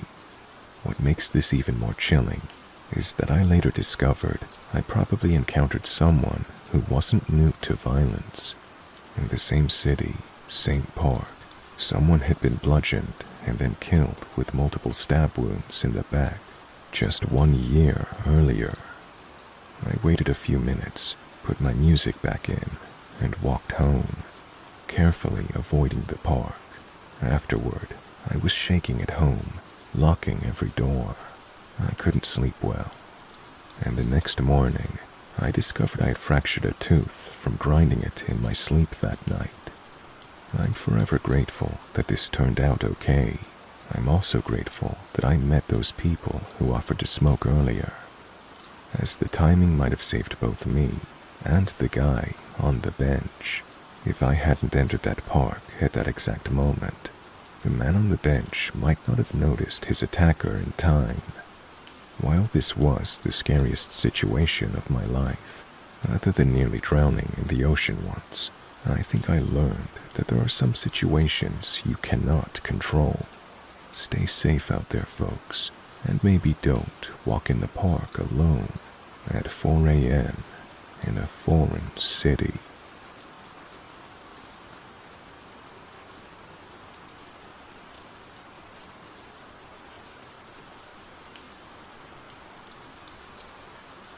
Some houses never let you go.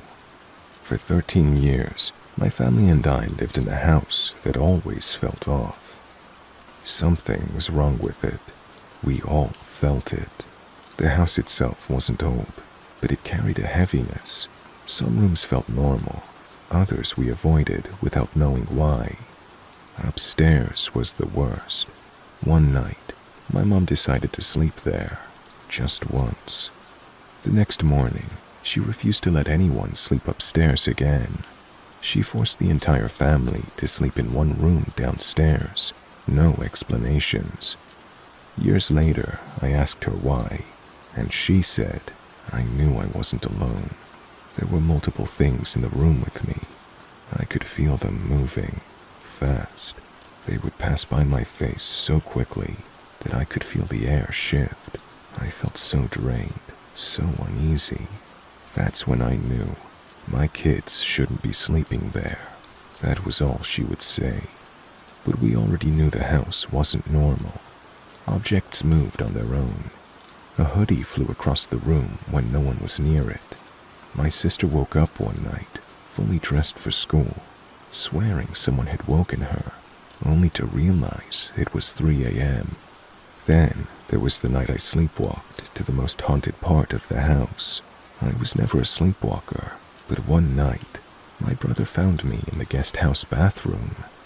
The one place in the house that always felt cursed. I was curled up on the floor, crying in my sleep. He carried me back to bed. I didn't wake up until morning. I don't remember anything, but my body led me straight there. Then came the dreams. There was always a woman covered in black, her face hidden beneath a veil. She would whisper in a language I didn't recognize. The more she spoke, the more I felt paralyzed. I wasn't just scared. I was trapped inside my own body. Then, a cat appeared. It jumped onto me and spoke, "Seek forgiveness from your Lord so you can wake up." The second I forced the words out, I woke up. That should have been the end of it, except that I'd seen this exact cat before. In real life, it used to watch me from the backyard, always sitting in the same spot, completely still. I tried to scare it away, but it never reacted. It never moved. Was it protecting me? Or was it waiting for something? Years after we'd already moved out of the house, and I had another dream, I saw the same cat again. This time, it was sitting in the backyard. It was walking through the desert, exhausted, like it had been traveling for miles. When it reached me, it spoke again. It said, "I'm going to tell you something, and you decide what you want to do with this information." I told it to speak up, and it said, "Look after your uncle." Then it disappeared. I woke up confused. I hadn't thought about that cat, the house, or my uncle in years. But when I told my mom about the dream, she froze. She said, "Your uncle has been sleeping in our old house for a week now." I still don't know what to make of that. The last dream I had about the house was different. It was daylight. The sun was shining, but she was still there, the black-veiled woman. She stood in the same cursed spot as always, but this time, I focused not on her, but the place itself. And then it hit me. Everything that happened because of this spot. The second I realized it, she lost it. She didn't whisper spells this time. She didn't try to paralyze me. She screamed at me, not in some demonic voice. She swore at me in Arabic, in a woman's voice. She was furious. It was like she'd been waiting for someone to figure it out. And now that I had, even in a dream, she snapped. I woke up feeling drained but not scared. It was the first time I felt like I understood something. The weird thing is, although we moved out years ago, I still dream of the house. None of my family does, but I still do. The house keeps appearing in my dreams, and every time, it feels like it's waiting for me, like I never really left. And I don't know why. What are your thoughts?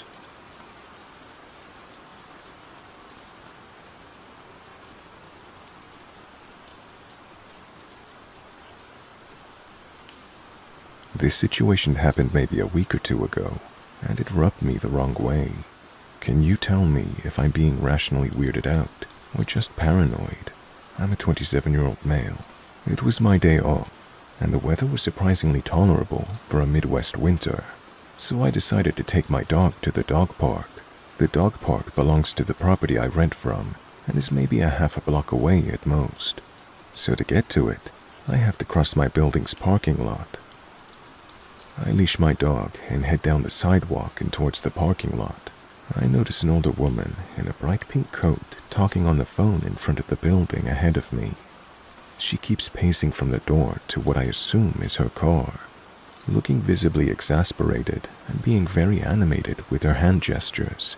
I assume she's a delivery driver who didn't get the correct address code to the building and was on the phone with the customer. It happens all the time in an area with mostly apartment complexes. I wasn't close enough to hear what was exactly happening, but I only have access to my own building anyways, so I continue on.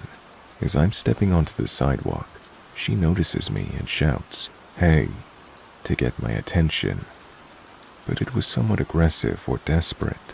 I'm unsure why she chose me of all people, as there were a couple of closer individuals entering and exiting their cars closer to her. But either way, I say hello. She shouts, "Can you help me?" And I accept, as I'm worried something might actually be wrong with how she's acting. She begins talking, but I'm too far away to hear her, so my dog and I take a few steps towards her so I can. "Can you give me directions to Winslow Street?" My phone is dead. I immediately stop in my tracks and become a bit more cautious, as I know she was on her phone no more than seconds ago. Trying to rationalize the situation, I tell myself that maybe her phone did die as soon as I walked up, and she wasn't able to use her GPS or contact anyone. Regardless, I step further from her and allow my attention-hungry dog between us, just in case. In a way, I'm relieved that all she wanted was directions, so I happily help her. I describe the way she needed to go and tell her it was actually really close by and easy to find. I took extra time giving her directions. Because I'm shitty at them, and I didn't want to get her stranded. But no matter what I said, she was extremely confused. Whenever I would point left, she would seem perplexed and point in a completely different direction. At this point, I'm getting a bit impatient, but listening to her try to relay the directions back to me gave me a chance to get a look at her. She was dressed very nicely, but her hair was messy and she was missing the majority of her teeth. She was a lot taller than little old me. I stand at a whopping 5'3", and she was older than I realized. Usually the people I live amongst are closer in age to me, and I hadn't seen her around before. I didn't think anything of this though, as we were relatively close to the highway, and I see all sorts of people come through. After the third try, she finally understands where she's supposed to go, and she calms down a bit.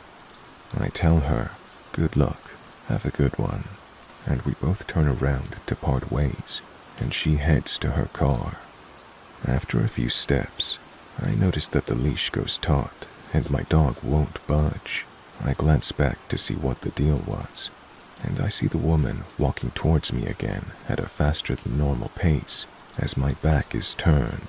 This really catches me off guard, because she's much closer than she stated and doesn't seem at all wary about my 55-pound dog. I politely, and probably very squeakily, give her an "Oh, have a good rest of your day," to remind her that our interaction is over. She casually stops moving towards me and says, "Thanks, you too," before heading to her car for the final time. I head towards the dog park as it's in a populated area, and I would have to pass her again to get to my apartment. Plus, I promised my dog, once we're at the park, I happen to look up towards the street to see Pink Coat Lady driving the complete opposite direction that I told her. And she's on the phone yet again. So her phone wasn't dead after all. Did she actually not need directions then?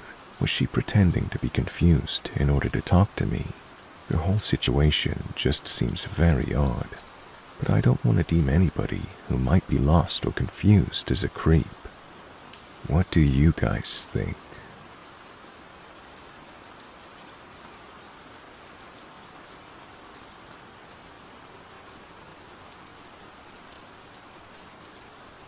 I love camping.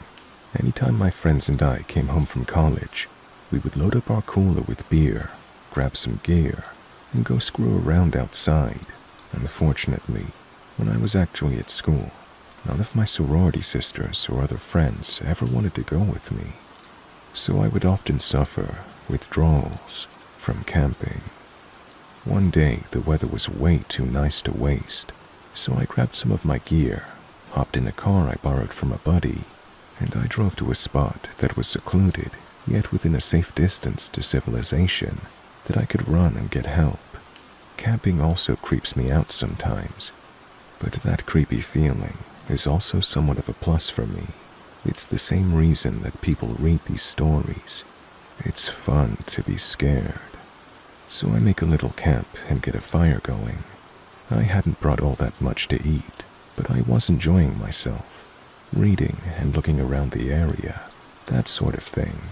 I got the feeling that I was being watched, and I stopped dead in my tracks. I hear a twig crunch over to my right, then see a doe bolt from 100 feet or so in front of me. I laughed at myself and went back to the camp with the armful of wood I'd gathered. I kept freaking myself out, hearing sounds just outside of the ring of light cast by the fire. I always get inside my head, so I shrugged it off and kept whittling at a stick I'd been messing with. Around 1, I decided to go into my tent and snuff out the lantern. I'd been slamming beers in the most unladylike fashion and smoking cheap cigars. Another reason I like camping, I can act however I want. So I passed out relatively quickly. About 2 a.m., I start hearing footsteps. They sound pretty light and sort of timid. I think to myself that it's a deer or other animal, more likely a raccoon, because I probably left some food out. I'm still on guard though. About 30 minutes of sleeping with one eye open, I hear a rubbing noise, and the tent fabric is being pushed in a bit. I don't know how I didn't shit my sleeping bag, but I just sat there, paralyzed with my K-bar in hand. I desperately wanted to thrust the knife through the tent fabric, but I was still holding out hope that it was some of my buddies from a frat joking with me. And then, as suddenly as it begun, it all stopped. I was starting to feel slightly more secure because daylight would be coming in about 2 or 3 hours, but I sure as shit wasn't going to go to sleep.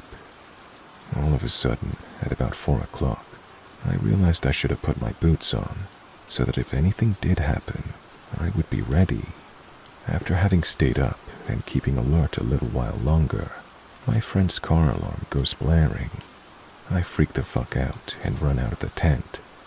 I got about 2 steps before something grabs me around the mouth. I opened my mouth to scream, but instead, the person's pinky finger slips between my teeth. I've heard people can perform superhuman feats when they have huge adrenaline rushes. In my case, I just clamped down, and there's no way to say this without sounding ridiculous. His finger popped off. He screamed, pulled his hand away with the missing digit falling to the ground.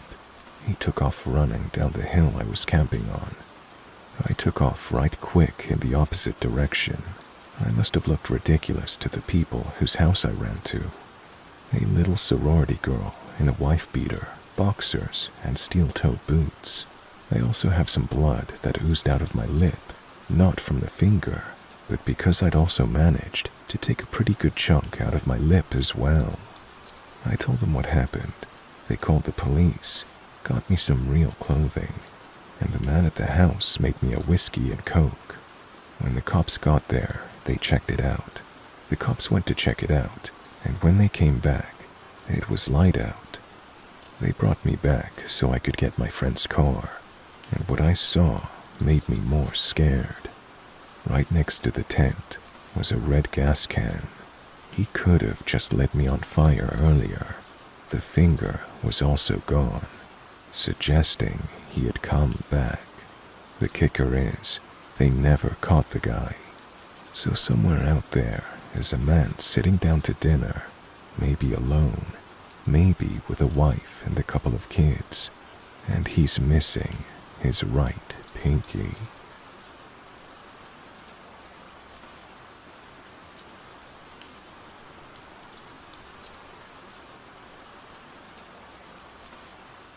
My family lived in one of the nicer neighborhoods of my city, and unfortunately muggings weren't uncommon, though to my knowledge at the time, none had resulted in anyone's death. I wasn't really following the neighborhood news or any news really. I could tell my mother was getting increasingly worried over the past few months, but I just didn't care enough to ask why. She kept reminding me to lock all the doors, travel in groups, not talk to strangers, yada yada yada. The same spiel most responsible parents give to their kids. I only took insult at being lectured weekly about safety at 16. Our first fight about this happened when I was told I wasn't allowed to walk home from the train anymore. I was taking some extracurricular lessons at the center of the city and rode the train to the end of the line where we lived, which was in no way remote. Our apartment building was about a 10-minute walk from the station, and I'd been doing that distance since I was little. I could literally do it with my eyes closed. I usually walked around with my headphones on and my old and much beloved CD player in my bag, listening to something loud and grungy, feeling completely safe in my little bubble of melodious solitude. Lots of yelling and screaming, lots of, "You still treat me like a child. You don't trust me. You're suffocating me. You're taking away my freedom. You're the world's worst mother ever," drama. You get the idea. Eventually, we came to a compromise. As long as there was still light out, I could walk home. Otherwise, I'd give her a call and she would come pick me up. I was fine with that, for the time. On that particular night, however, I was really, really angry. Don't ask me what about. I honestly don't remember the reason. I just remember the wrath. I wanted to scream bloody murder, and the feeling got even more exacerbated when I realized I had to call my mommy to pick me up. No way was I doing that. It didn't matter that it was raining. I wasn't a baby or made of sugar. I got off the train, ignored the heavy rain, and marched straight home. On the outside, I must have looked like a normal 16-year-old listening to some music while hurrying home. But on the inside, I was preparing to crush my enemies, see them kneeling before me, and hear the lamentation of their women. The way from this station to my home is pretty well lit, except for one turn. Back then, there were unkempt hedges on both sides of the corner, one in front of the abandoned lot, and no streetlights at all for about 100 foot. I approached the turn, completely oblivious of my surroundings, internally planning my revenge against a yet unidentified foe, when someone jumped out beside me from the bushes, wielding a large kitchen knife. Most of what follows I remember in a blur. I don't remember what he looked like. It was dark and he was wearing a hood. I remember he smelled strongly of medicinal alcohol, but I honestly don't recall him saying anything. He probably didn't have enough time to anyway, because when he jumped out of the shadows, I was so startled I dropped my Discman. And that was it. I saw red and completely lost it on the guy. All of the day's frustration poured out of me like a dam breaking, and I unleashed a torrent of swear words at him, most of which I made up on the spot. I completely ignored the knife, shoved him back hard, kept screaming, "Are you fucking kidding me? Are you fucking kidding me right now?" over and over, and bent over to pick up my shattered CD player. I don't know what he did, and to this day I don't know why he didn't attack me when I was crouched down, but when I gathered all the pieces and I stood up, he was nowhere to be seen. Holding the pieces of my broken Discman and CD, I continued my march home, muttering a variation of, "Great, just great, that's just perfect. What else is going to happen today to make this day even shittier?" And occasionally turning around to yell another, "Fuck you, man," at the general direction of the guy. When I got home, I got straight into a fight with a furious mother for not calling her, and made sure not to mention what happened out of fear that it would give credence to her side. The gravity of it all hit me in the shower after the adrenaline had subsided, and yet I think I still cried more for my broken Discman than for realizing the danger I'd put myself through, and what I had just survived. It all came crashing down on me 2 days later, when one of my neighbors was found stabbed in the lot behind the hedge where I was attacked. I didn't know her that well. We went to Sunday school together, but my family and hers were neighbors for years. I overheard my mother talking on the phone about the serial killer that was making his rounds around the most affluent parts of the city, and how this was the latest in a series of muggings and stabbings in the area.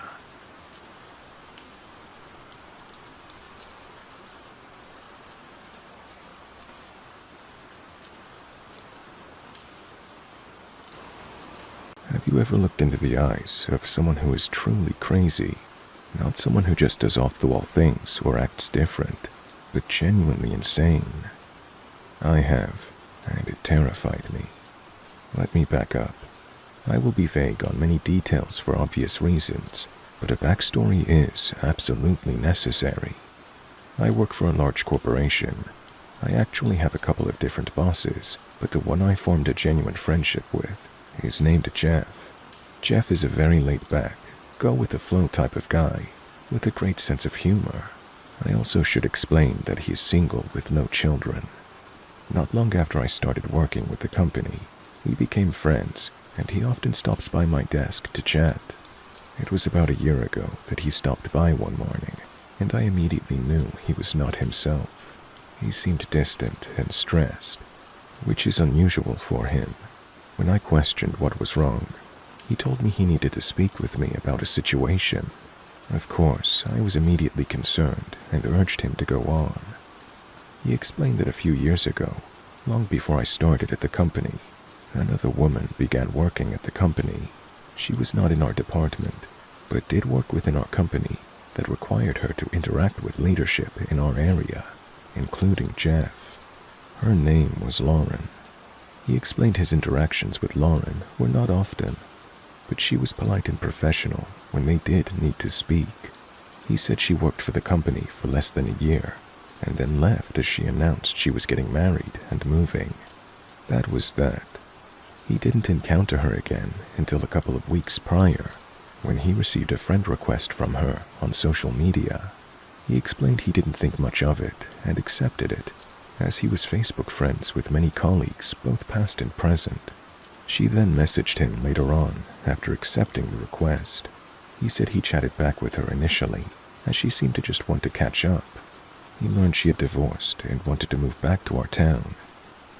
The conversation carried on normal until she asked if he would join her for dinner when she came back to town to visit in a couple days.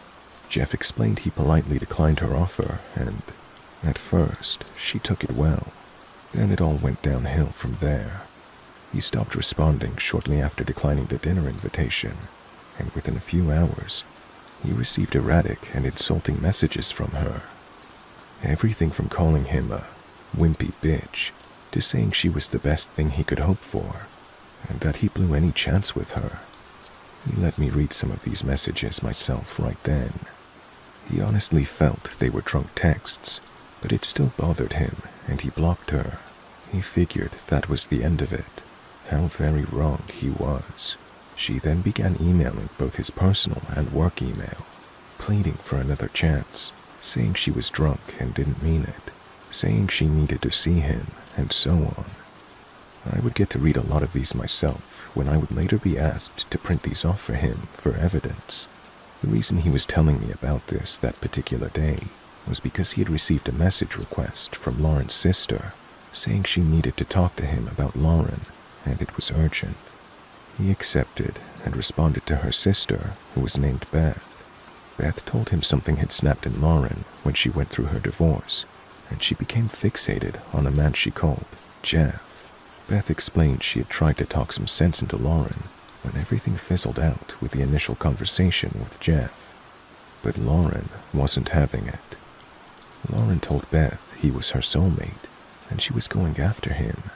All this led to Beth explaining Lauren had flown into our town and was staying at a hotel close to our company and was coming to see him at work. Jeff said he found out what Beth said to be true when he came in and found Lauren standing outside his office. She immediately ran to him when she saw him and pulled him into an awkward hug. Jeff said he smelled alcohol on her, and he immediately pulled away. She explained she was there to get her old job back and needed to see him. She also brought him gifts that included gift cards, snacks, and a picture of herself. Jeff refused these gifts, but she became more forceful and insisted he keep them. Jeff got away from her shortly after, saying he had a meeting. He went to HR to explain the situation and how he absolutely did not want her being employed there again. He provided me with a copy of the picture she left for him and said if I saw her anywhere around company property to notify security. Beth later sent Jeff a picture of Lauren dressed as a man that Lauren had sent to her saying, "I'm wearing a disguise so I can watch him without him knowing it's me." Again, this was nearly a year ago. Things only escalated. Lauren made multiple trips back to our town, but would try to catch Jeff in the parking lot. He would find multiple letters on his vehicle from her. Sometimes they made no sense. She once left him 2 letters that said the exact same things word for word, but one was in cursive and one was in print. Jeff blocked numerous email accounts, only for her to make new ones. She professed her love for him, begged him to want her, stated she made him her beneficiary if anything was to happen to her. She even sent emails that were clearly from her, but claimed to be other men that wanted her and needed him to release her. so that she could love them instead. Again, I got to read all of this when printing evidence. She eventually got his personal cell phone number somehow and began calling and texting him constantly. He'd block the numbers only for new ones to come through. This eventually ended up in court, and a protective order was granted. This did bring things to a halt for a while. Jeff was finally himself once this occurred, as he'd become a shell of himself. I felt horrible for him. That was until this week. On Monday morning, Jeff came by my desk, and I could tell right away he was not happy. Before I could say a word, he demanded to know who placed all those letters on his desk. I was confused, as I had no clue what he was talking about. I said as much, and he explained there was a thick stack of letters and handmade Valentine's cards on his desk from Lauren. We later found out they'd been stuffed under his door, and the housekeeper found them scattered on his office floor when she went in to clean.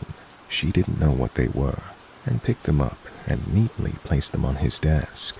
This was as troubling as it was figuring out how she got into the building in the first place. Shortly after, Jeff returned to his office to finish up some things before taking the letters to the police station. I was working away at my desk when I received a call from Jeff. Upon answering, I heard an almost panicked Jeff saying, "She's here." He explained he got a knock at his office door and opened it to find her on the other side, grinning at him. He said he told her he was calling the police and slammed the door in her face and locked it. He called the police and then called me to inform me that she'd been there and the police were on their way. I, foolishly, assumed she'd bailed after he told her he was calling the cops. I got up from my desk and headed down the hall to Jeff's office to check on him and wait for the police with him. I stopped dead in my tracks when I saw her. She was sitting on the floor outside his office door, humming to herself. She slowly turned her head to look at me. I can't explain the knot that formed in my stomach as our eyes locked. She looked a lot like the picture Jeff had previously given me, but her eyes were different. They were dark. There wasn't that lively spark that you often see in people's eyes. It was like they were hollow, void of any normalcy. Her lips slightly twitched up to a smile. She then slowly turned her head back towards Jeff's door, and she resumed humming. I booked it. I absolutely darted back to my desk. Thankfully, the police arrived shortly after. She didn't put up a fight. She calmly allowed them to arrest her and walk away willingly with them, still humming, which they informed us after. She's still in jail for violating the protective order. Jeff and myself are both still very shaken up by the experience. I will never forget that look or her eyes, staring into the abyss of true insanity.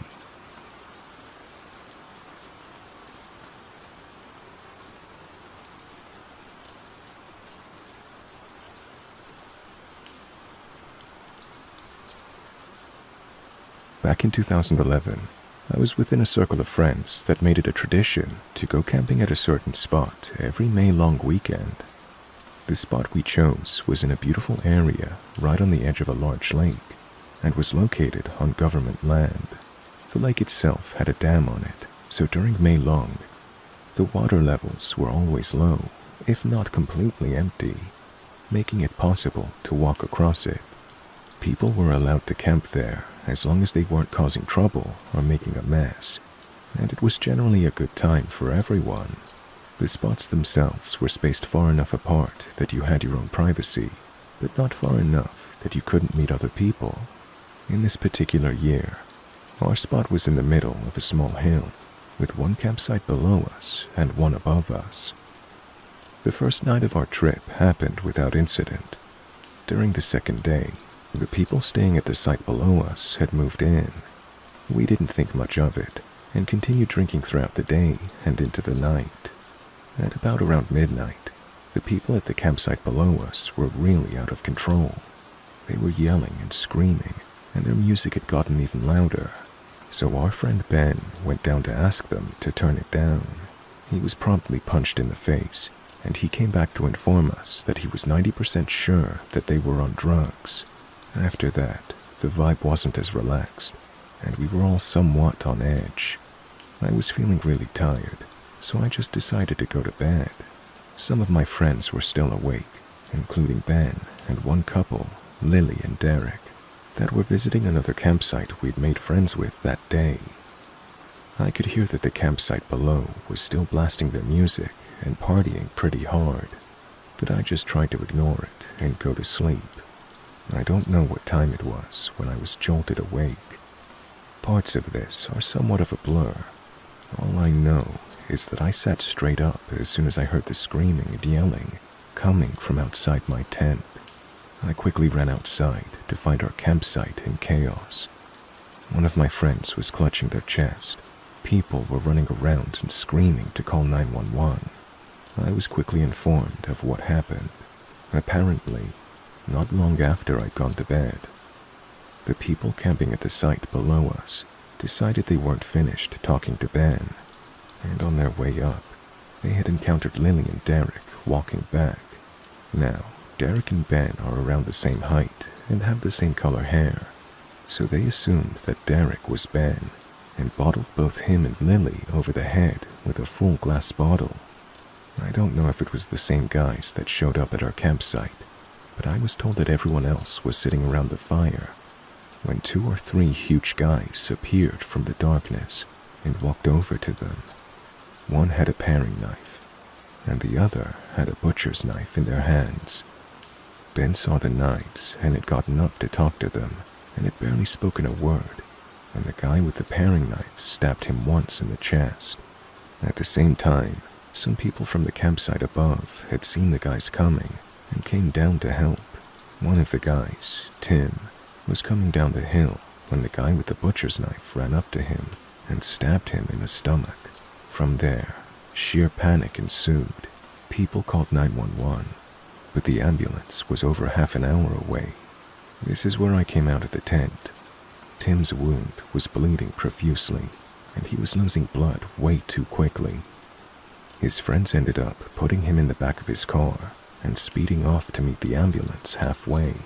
Ben was also bleeding, but his wound wasn't as deep as Tim's, and we were able to keep him calm until an ambulance arrived. The guys with the knives ran off into the darkness, back down to their campsite, and took off in their Land Rover.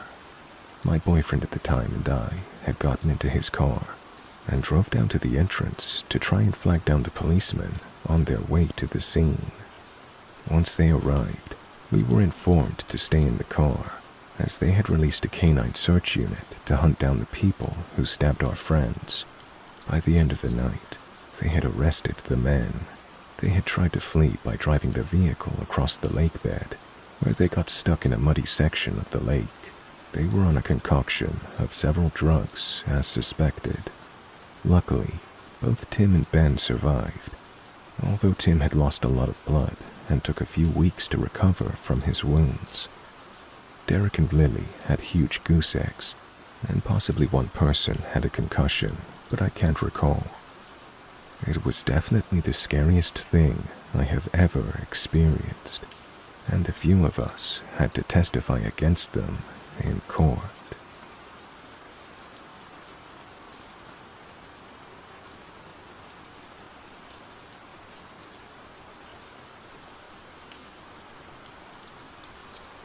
My family has a camping timeshare, and we used to go camping for weeks at a time in the summer. My dad had to work, so he would stay at home Monday to Thursday and come meet us at the campground Friday to Sunday. The campgrounds had a pool, miniature golf course, basketball courts, and we'd gone for so long that my mom was comfortable letting us wander, since there was only one entrance and exit. When I was around 8, but was small for my age, so I looked around 5, I met a little boy who was camping with his single dad for a few days. He came to our campsite a lot and knew we were staying for a while. I was pretty sad when he left, but his dad said they'd come back sometime soon. A few weeks later, his dad came to the campsite right after my mom left to take a shower. He told me his son was coming later that week. He asked where my parents were, and I told him my dad doesn't come until Friday, and my mom always takes a shower at this time. He said goodbye and left. The next day, he came by at the same time and told me that he just found some kittens and asked if I wanted one. I said yes. He told me he kept them in his tent and I could come pick one. Now, this guy wasn't a stranger. My mom had met him when he picked up his son from our campsite. So I didn't get that creepy stranger vibe. I felt okay in going with him. We walked towards his campsite, but when he told me he'd actually moved them to his truck so they wouldn't get too hot, that made sense to me. He pointed to his truck right outside the gates of the entrance. I start walking towards the entrance with the guy when my dad pulls up. He got the day off of work so he could spend more time with us. He asks what's going on, and I say, Tommy's dad said he has kittens in his truck and I can have one. My dad gets out of the car and tells me to run back to the campsite. So I do. When my dad gets back, he tells me to never go alone with an adult anywhere, even if I know them. I asked my mom years later about the whole thing, and she told me my dad kicked the shit out of him and then called the cops.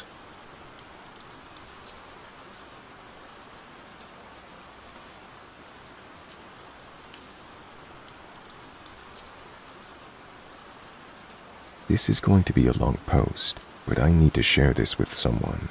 Maybe someone out there has experienced something like this. My father wasn't a model parent by any means. In fact, looking back, I've started to realize just how little I truly knew about him. My mother tried to shield me from who he was, and I don't think she knew the extent of how evil he was. For most of my childhood, I was told that my father worked as a contractor. He owned a small company that did home renovations, mostly for the type of clients who didn't ask too many questions. I didn't think much of it at the time. He was always away, working on different projects across the state. He wasn't around much, but when he was, he'd be angry, unpredictable, and hard to deal with. My mother would always apologize for his outbursts, and eventually, I learned to avoid confrontation when he was home. As a kid, you make excuses for your parents, right? My older brother, who was 8 years older than me, always had a more strained relationship with him, but my younger brother, who was a year younger than me, never seemed to catch his attention. It was just me and my older brother who had to endure the brunt of his anger. My father's drug use wasn't something that was immediately obvious to me. I was still young when it started. He had always been a bit of a drinker, but around the time I turned 14, things started getting worse. It was hard to explain at the time, but one day, my mom finally stopped pretending that everything was normal. She sat my brothers and I down and told us about his addiction. It wasn't just alcohol. It was drugs. I'd noticed the missing money, the anger, and the fights with my mom, but I didn't have the capacity to connect the dots back then.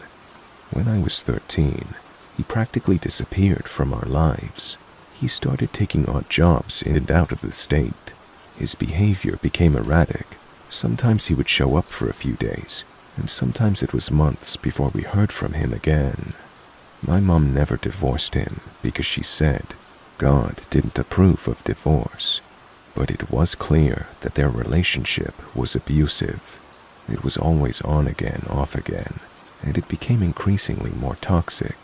I was used to him being gone, and my older brother seemed to resent him more as the years went on.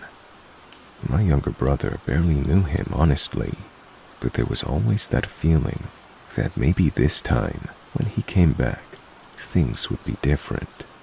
It never was. His visits were just a reminder of how cold and disconnected he had become.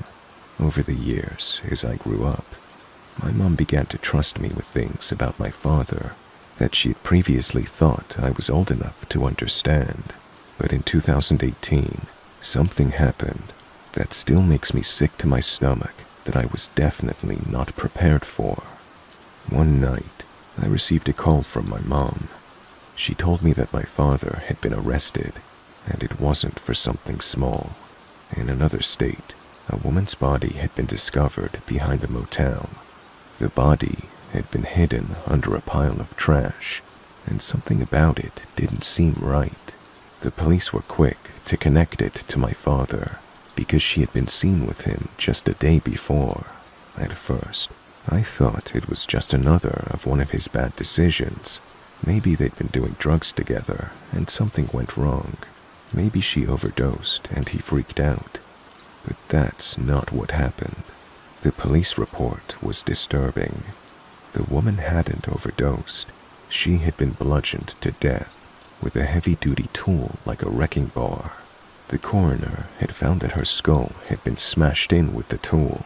They couldn't confirm the exact details, but everything pointed to the possibility that my father had killed her. They didn't have the murder weapon, but the evidence was damning. He was arrested on suspicion of murder, though somehow he was only charged with improper disposal of a body, and his sentence was shockingly light. Just 1 year. That was it.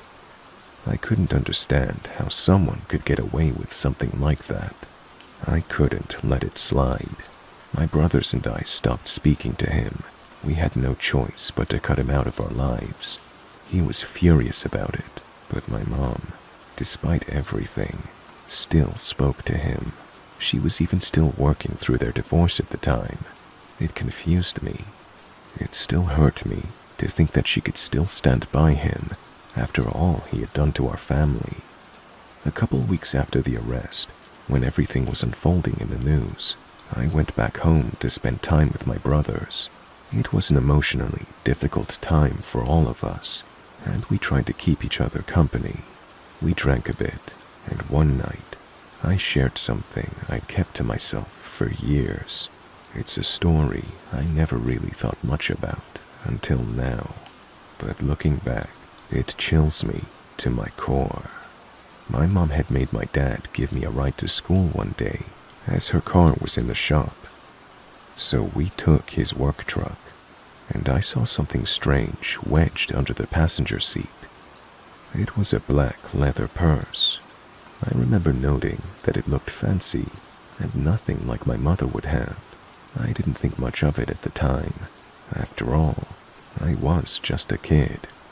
I remember picking it up and turning it over in my hands, trying to figure out why it was there. But I didn't ask him about it. I assumed maybe it was something from one of his trips, and I quickly forgot about it. But years later, when I mentioned this story to my brothers, the blood drained from their faces. My father spent most of his time out of town, had garments that seemed to be from other women for decades, and has now been linked with a dead woman. He has never faced the consequences of what he's done. I believe he's taken the lives of at least 2 women, and it's possible that I may have witnessed evidence of that when I was a child. I've spent a lot of time since then trying to make sense of it all.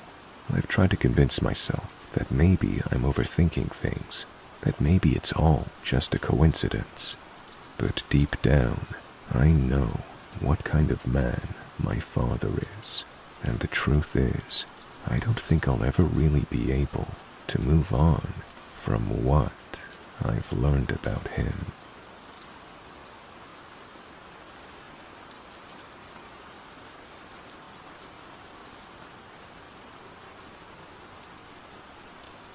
This story is from one of the janitors at my job. I'm not one to believe in ghosts or supernatural stuff. I've worked nights in hospitals for years, and always figured the stories about strange occurrences were just that, stories. But what happened to one of the janitors where I work has me really unsettled. This happened a few months ago.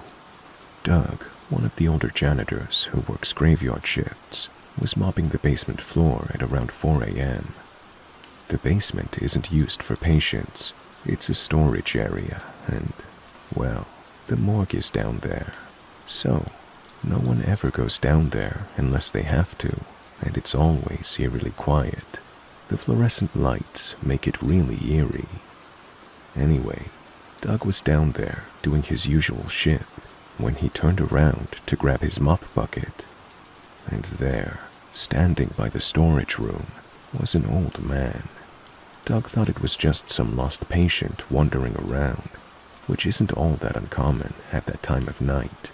People sometimes wander out of their rooms in a daze, but there was something off about this old man. He was wearing a hospital gown, but not the usual ones we give patients. The gown was plain white, old and worn out, definitely not one of ours, and he was carrying an old-fashioned IV pole. Not the modern plastic bags, but a glass bottle IV, the kind you only see in old movies. Doug was puzzled, but being the nice guy he is, he just waved at the man, thinking maybe he was confused and needed help. The old man didn't respond in a way Doug expected. He just stared at him, hollow-eyed, then gave him a faint nod before turning away. That's when Doug noticed the small, strange detail, the faint smell of smoke in the air. He didn't think much of it at first, assuming it was just a malfunctioning light or something.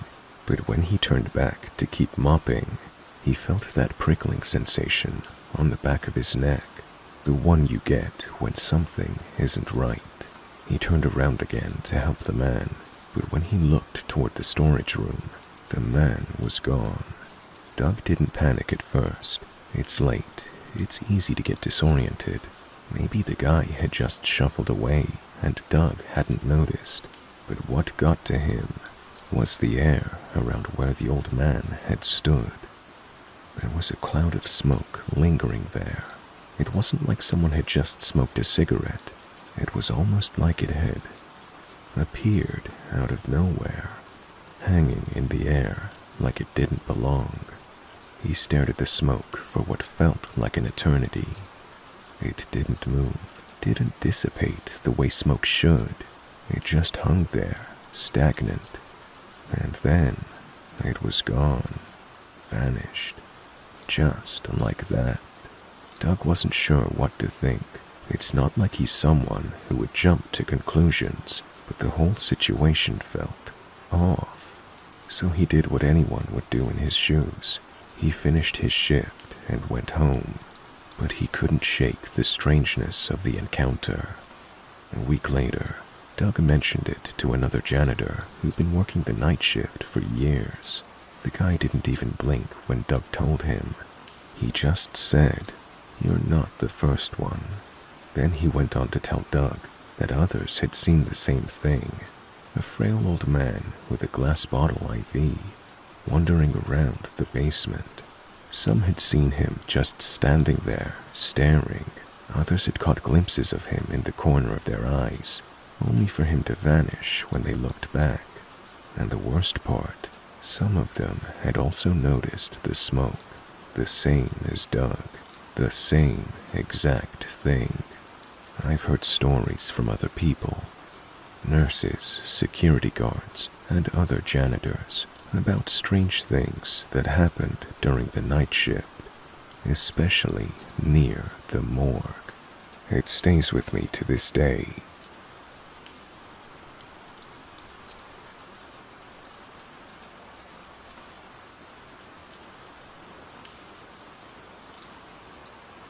I was hired as an overnight resident counselor.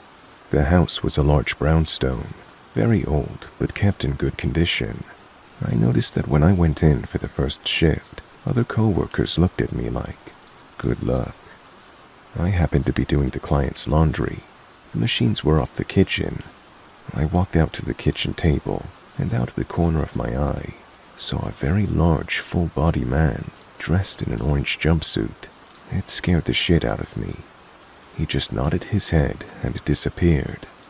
The next shift, I walked into the front parlor the same time at 4 a.m. I saw a well-dressed older man with a briefcase floating down the stairs. When he saw me, he looked as scared as I was, and then disappeared. I saw a few more until I decided I would ask our nurse and manager. When I told them the above, they looked at me, and the nurse asked if I knew what the house was prior to the home for our clients. I said no. The manager told me that she has had extreme difficulty keeping staff because the house was a former funeral home. Also, there was a murder of an overnight worker. Her ex-boyfriend came to the house and wanted to talk to her. She let him in.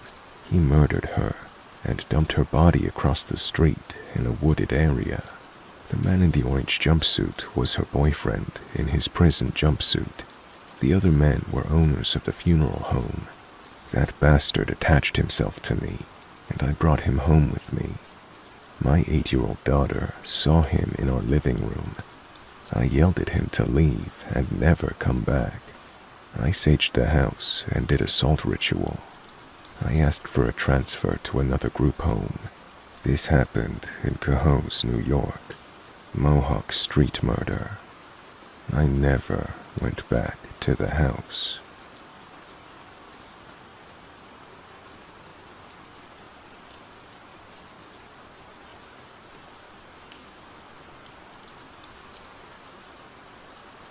I was out late driving the other night.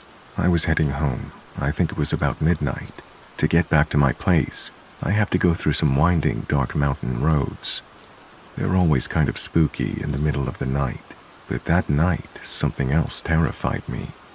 I rounded a bend in the road and had to slam on the brakes. There was a woman in the middle of the road with her arms outstretched in a stop kind of gesture. She was blocking the road. I didn't like this situation, but I had no choice but to stop. When my car came to a standstill, she approached. She gestured for me to roll the window down, and I obliged. She asked me for a ride. According to the woman's story, she'd been left behind by a boyfriend of hers. They had an argument, and he told her to get out. Apparently, she didn't even have a chance to get her purse. She was saying she couldn't even call her parents to get her because her phone was in her boyfriend's car. I instantly felt sorry for her, but I also thought to myself, why do I have to give her a ride? Then another thought crept into my mind. What if this is fake? There's no guarantee that what she told me was even remotely true. It did kind of seem like a well-rehearsed story. Everything was covered. No phone, no wallet, and also the reason for her being alone out here. I had my suspicions that she wasn't alone out here, and her role was to stop my car. I felt that there could be people hiding by the sides of the road in the trees and bushes, waiting for their moment. Maybe I would be kidnapped or something, or maybe this is some kind of police sting. I've seen too many movies to know that whatever this was did not seem legitimate. Something else was happening now. She was really escalating. She was close to tears and pleading for me, but her performance did not seem genuine. It felt a little forced and a little studied and unnatural. No matter how I looked at the situation, I couldn't convince myself that it was a good idea to let this woman into my car or to turn the engine off. I had to reply. I tried my best to turn her down politely. I felt like a real piece of shit, but something was sketchy about this situation. She wanted my phone. I knew that was the only thing I had which gave me communication to others. I needed it, but also if I was to believe her story, she needed it right now just as much as I did. It was the only thing that would get her off that road too if I didn't give her a ride. She did not accept no for an answer. When she started looking around while she was yelling at me, I realized that it was time to go. I guess she could have been signaling to someone that I could not see. There was no way I was giving her my phone. It was recording the whole thing. I thought that I would need video and audio for my insurance company if something was about to go down. I started honking my horn at her and slowly edging forward. She threw herself on my bonnet, but then eventually let go. I pulled away and slowly looked back in my rearview mirror. I looked back to see her calmly sit down in the middle of the road It looked like she was already waiting for the next driver to come along. That was another weird thing. If I was in her shoes, I would at least attempt walking back towards a town, a city, a house, anything. I began to grow fearful for the next driver who would approach. I called the police and let them know about the situation and headed home. The next day after work, I took the recording and put it on my computer as a backup, in case I was ever asked for it. I spoke with my girlfriend about it, and she hated my guts for not picking that woman up. She was so angry with me. I was accused of being inhuman and for being plain cruel, but I still stand by my actions. It wasn't worth risking my life. The risk was too great. What's done is done. I don't care if I'm thought of as cruel or even a coward. I was there, and no one else but that woman knows better than me about that situation. What a minefield of a situation it was.